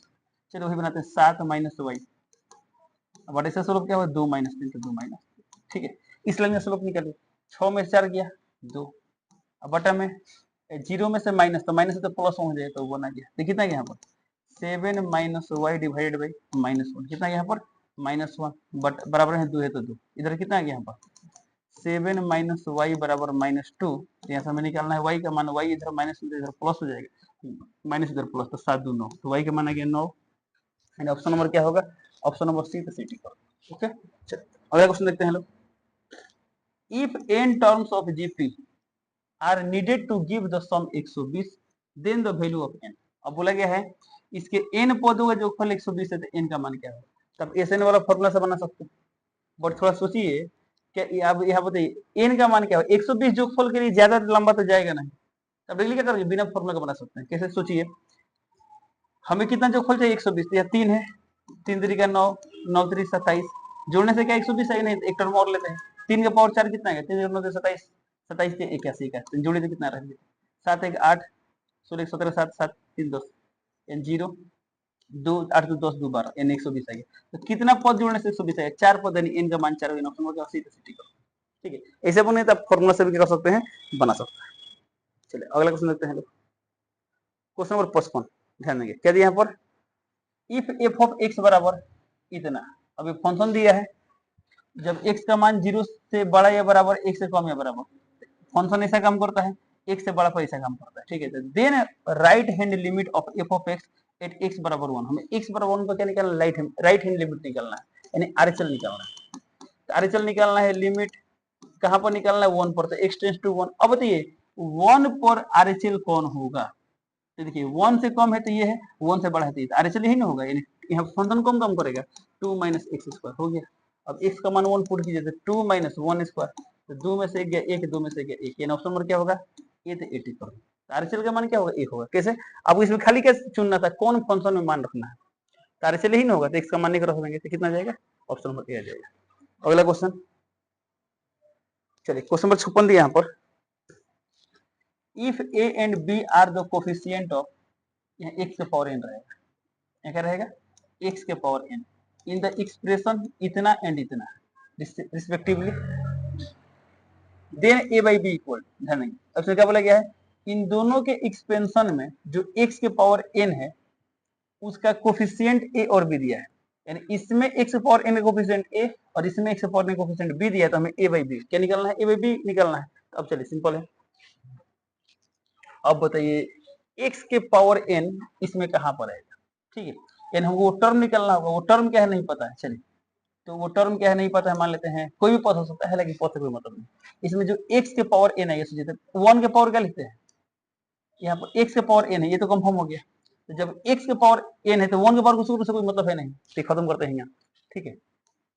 इसमें जी उस टर्म को लिख रहे हैं जिस टर्म में क्या है, x के पावर n है, ठीक है। तब यहाँ पर 2n है तो 2n c, या क्या लिखते थे भैया चीजें, यहाँ पर जो लिखते थे यहाँ पर आता था, याद है, जैसे a प्लस b के पावर मान लीजिए 5 लिखते हैं, पहला पद क्या होगा, तो पहला पद होगा 5c 0, a के पावर 5, b के पावर देखिए 0, तो यहाँ वाला यहाँ पर होता था, यानी यहाँ पर x के पावर n है, तो कंफर्म यहाँ भी क्या रहेगा, n रहेगा, ठीक है। अब चलिए इसमें वह टर्म लिखते हैं जहाँ पर x के पावर n मिले, तो यहाँ पर x के पावर n करना है, ठीक है। 1 के पावर कुछ करे खत्म हो जाएगा, यहाँ क्या है 2n माइनस 1 है c, यहाँ पर क्या रहेगा, यहाँ पर यहाँ ऊपर n है तो यहाँ भी क्या रहेगा, n रहेगा, ये तो बात स्पष्ट है। तो इसके एक्सपेंशन में जहां पर x का पावर n आएगा ना, उसका कोफिशिएंट ही आएगा, यानी किसका मान दे दिया, ये मान आएगा b का मान, ये वाला क्या है b और ये वाला क्या है a। अब a और b आ गया, हमें क्या निकालना है, हमें निकालना है a अनुपात b निकालना है, तो सीधे जो निकालना से भिड़ते हैं, तो हमें निकालना है a अनुपात b, ये काम करते हैं a बटा b, यहाँ निकालते हैं a बटा b निकालना है। अब देखिए a का मान कौन होगा, ये वाला होगा, इसको हल करते हैं, कितना है ऊपर 2n फैक्टोरियल बट्टा 2n माइनस n, यानी क्या हो जाएगा n फैक्टोरियल, नीचे क्या है n, तो यहाँ रहेगा n फैक्टोरियल। अब देखिए बटा में b, तो b यानी ये वाला आ गया, तो ऊपर क्या है 2n माइनस 1 फैक्टोरियल, अब बटा में इसका डिफरेंस लेते हैं, तो ये कितना हो जाएगा, यहाँ पे हो जाएगा, इसमें से इसको माइनस करें तो हो जाएगा n minus 1, n minus 1 factorial, ठीक है। और नीचे क्या है n, तो यहाँ रहेगा n फैक्टोरियल, इसमें कोई कैंसिल होगा, देखिए तो n फैक्टोरियल से n फैक्टोरियल गया। अब बाकी थोड़ा सिंप्लीफाई करते हैं, इसमें बताइए 2n माइनस 1 बड़ा है कि 2n बड़ा है, 2n बड़ा है तो इसे सिंप्लीफाई कर देते हैं, 2n into 2n minus 1 factorial. अब बटा में देखिए n बड़ा है तो n into n minus 1 factorial, और नीचे क्या है 2n माइनस 1 फैक्टोरियल, अब बटा में n माइनस 1 फैक्टोरियल, ये पूरा कट जाएगा, ठीक है। क्या इससे क्या होगा, ये कटेगा, इससे ये कटेगा, ऊपर यहाँ पर n और n गया, n कितना गया 2 आ गया, कितना गया 2, तो इसका मान आएगा 2, यानी 2 बटा के ऑप्शन नंबर क्या होगा b, तो b टिक। ओके चलिए अगला क्वेश्चन देखते हैं लोग, चलिए अगला क्वेश्चन यहाँ पर दिया गया है, find the number of arrangement of the letter of the word independence when vowels never occur together, ठीक है, यानी वोवेल एक साथ ना, यानी वैसे अरेंजमेंट की संख्या क्या होगी जिसमें वोवेल एक साथ कभी नहीं आए, यानी एक साथ वोवेल को नहीं रखना। तो इस टाइप का क्वेश्चन हम कैसे बनाते थे, तो पहला बात कि इसे टोटल अरेंजमेंट की संख्या निकालें, तो नंबर ऑफ टोटल अरेंजमेंट क्या होगा जिसमें वोवेल एक साथ आए चाहे ना आए, कोई मतलब नहीं है, सब अरेंजमेंट। तो पढ़ते लोग कैसे, इसमें कितना लेटर है 1 2 3 4 5 6 7 8 9 10 11 12, तो 12 फैक्टोरियल, बटा में कोई रिपीटिंग है, तो आई देखिए, और कोई आई है देखिए, इसमें नहीं है, एन देखिए और कोई एन है यहाँ पर है कितना बार है 3 बार है, कितना बार है 3 बार, देखिए यहाँ पर आई नहीं था, खत्म कर दिया, एन देखिए 1 2 3, एन 3 बार लिख दिए 3 फैक्टोरियल, एन का काम होता। अब डी की बात करते हैं, डी देखिए यहाँ पर डी और कहीं डी है, डी यहाँ पर है, डी और नहीं है 2 बार है तो 2 फैक्टोरियल डी आ गया। अब यहाँ देखिए ई, तो यहाँ पर ई, यहाँ पर ई, यहाँ पर ई, यहाँ पर ई कितना बार देखिए, तो 4 बार, यहाँ क्या लिख देंगे 4 फैक्टोरियल। अब यहाँ पी बचा, तो पी और इधर कहीं पी है नहीं है तो खत्म। अब पी क्या, ये सब तो जांच कर चुके हैं, तो सी नहीं, खत्म हो गया। ठीक है, टोटल अरेंजमेंट आ गया टोटल। अब बताइए हमें क्या निकालना है, हमें देखते हैं एक मिनट, इतना आ गया, ठीक है। चलिए इसको क्या बोले, इसको हल कर लेते हैं, या अभी हल करने की जरूरत नहीं, फाइनल आंसर तो नहीं ना है। हमें क्या निकालना है, वैसे अरेंजमेंट जहां पर वोवेल एक साथ न आए। ठीक है, अब ये गया जिसमें वोवेल एक साथ होंगे भी और नहीं भी होंगे, टोटल आ गया। अब हम निकालेंगे वैसे अरेंजमेंट इसमें वोवेल एक साथ हो। अब जो सभी वोवेल को एक साथ कर लिए, इसमें वोवेल क्या है, आई है, और कौन वोवेल इसमें, ई है, और क्या है, ई है, और क्या इसमें, और इसमें ई है और ई है, बस, और तो कोई है नहीं, तो क्या बचेगा, तो आई ला दिए और क्या दिए यहाँ पर, ई ई ई ई, खत्म। तो यहाँ क्या बचा, देखिए तो N D P N D N C. अब इन सभी को एक साथ बांध दीजिए। ठीक, अभी एक साथ मूव कर सकते हैं, कहीं मूव करें। अब इसका टोटल अरेंजमेंट कितना होता है, तो इसमें कितने एलिमेंट आ गए, 1 2 3 4 5 6 7 8, इसे क्या होगा 8 फैक्टोरियल बटा में, यह वैसा अरेंजमेंट निकाल रहे हैं, number of arrangement in which vowels together. तो वोवेल क्या है, एक साथ है, अरेंजमेंट वोवेल्स टुगेदर। ठीक है, तब देखिए क्या हो गया यहाँ पर, तो कितने हैं 8 फैक्टोरियल बटा, इसमें देखिए कोई सेम है, तो ऐसा तो कोई नहीं है, खत्म। एन की तरह कोई नहीं है, तो एन की तरह है, कितना है यहाँ पर 2, और यहाँ पर एन 3 बार है तो 3 फैक्टोरियल, और कोई देखे तो डी, डी कितना बार है 2 बार, तो यहाँ 2 फैक्टोरियल, और कोई पी नहीं, सही नहीं, खत्म। चलिए अब तो इसमें ये भी तो आपस में अरेंज होंगे ना, तो ये आपस में कितना तरीके से अरेंज होंगे, इंटू करना पड़ेगा। तो कितने है ये, तो 1 2 3 4 5, 5 है तो 5 फैक्टोरियल बटा में कोई सेम है, सेम तो है, कौन है, ये वाला 4 3 है 4 फैक्टोरियल, यानी कितना यहाँ पर, ये 5 है, कितना 5, कैसे सोच भी देख लीजिए। हो सकता है सर ई इधर है, आई इधर है, हो सकता है आई यहाँ पर आ जाए, यहाँ पर आ जाए, इसे डिफरेंट डिफरेंट कितने, मात्र 5 अरेंजमेंट बनेंगे, कितने बनेंगे 5। और जो सॉल्व करते हैं कितना है यहाँ पर, हमें क्या निकालना है, इन दोनों का डिफरेंस निकालना है, अंतर निकालना है। ठीक है, तो काम करते हैं, इसमें से इसको घटा दें, तो घटाते हैं, कैसे घटाएंगे, कुछ कॉमन ले लेते हैं, तो इसमें से इसको घटाना है, तो बताइए एक काम करते सॉल्व करिए, क्या ज्यादा भारी तो है नहीं, कितना हो जाएगा यहाँ पर 12 गुणे 11 गुणे 10 गुणे 9 गुणे 8 गुणे 7 गुणे 6 इंटू 5 इंटू 4 फैक्टोरियल ही बराबर होता है। अब बटा में कितना है 3, तो 3 फैक्टोरियल 3, 3 गुणे 2 3 गुना 6, 2 फैक्टोरियल यानी 2, यहाँ 4 है तो 4, तो ये 4 और 4 खत्म, यहाँ 6 दूना 12 तो 12 खत्म पड़ता है। ठीक है, चलिए यहाँ देखते हैं, इसको हल करते हैं, कितना है यहाँ पर 8 7 6 5 4 4, यहीं पर बोलते हैं, यहाँ इंटू 5 फैक्टोरियल तो 5 तो रहेगा, बटा में क्या है 3, इसलिए सब 3 दूना 6, सीधे बात करते हैं, ये वाला कितना है, ये 5 खत्म करते हैं। देखिए यहाँ पर कितना था 5 फैक्टोरियल बटा 4 फैक्टोरियल। ठीक है, इसको हल करते हैं, कितना यहाँ पर 8 7 6 5 4 3, अब बटा में कितना है यहाँ पर 3 है तो 3 इंटू 2 है तो 2, ये कितना जाएगा 5 तो 5, 3 से 3 खत्म, ये आ गया 2 दूना 4 5 दूना 10, इसे गुणा करते हैं 6 पचे 30, तो 30 10 7 8 56 56। ठीक है, इतना आ गया, तो कितना आ गया यहाँ पर 6 3 18 का 18 से 5 3 15 15 1 16। ठीक है, सही, यहाँ डबल जीरो है तो डबल जीरो, इतना यानी कितना गया यहाँ पर 16,800। अब इसको हल करना है इसको। ठीक है, तो कितना गया यहाँ पर देखिए तो 6 बचे 30 30 7 तरीके 21, कितना 210 आ गया 210, 9 8 72 72 आ गया 9 8 72, 10 से यहाँ जीरो बढ़ाते हैं, इसका भी कम खत्म, 9 8 72, यहाँ 11 है तो 11, तो कितना है यहाँ पर गुणा कीजिए तो 11 दूना 22, 11 तो 77 77 77 2 7 9। ठीक है, 11 दूना 22 2 77, सही है, सही, इतना गया 7 2 9, और इसका इसका इसका गुणनफल हो गया। अब इसमें कैसे गुणा करना है, इसे 21 से गुणा करना है, 21 से गुणा करते हैं, कितना है यहाँ पर 2 9 7। ठीक है, 2 दूना 4 9 दूना 18 7 दूना 14 1 15, सही है, कितना गया 2 9 4 तेरे को 3 हर 3 1 7 1 8 8 8 16 5 6, यहाँ पर इतना गया डबल जीरो है तो डबल जीरो। ठीक है, तो ये कितना गया यहाँ पर, तो 002 002 3 6 6 1, इसका माइनस करना है, तो कितना गया 0 0, 12 में 60 गया 4, 12 में 6 हो गया 6, 5 में से 1 गया 4, यहाँ 6 यानी 16 4 6 400, 16 4 6 400, यानी ऑप्शन नंबर क्या होगा? ए 80 करोड़। ओके, चलिए अगला क्वेश्चन देखते हैं लोग। चलिए क्वेश्चन नंबर 58, तो 58 नंबर क्या दिया यहाँ पर?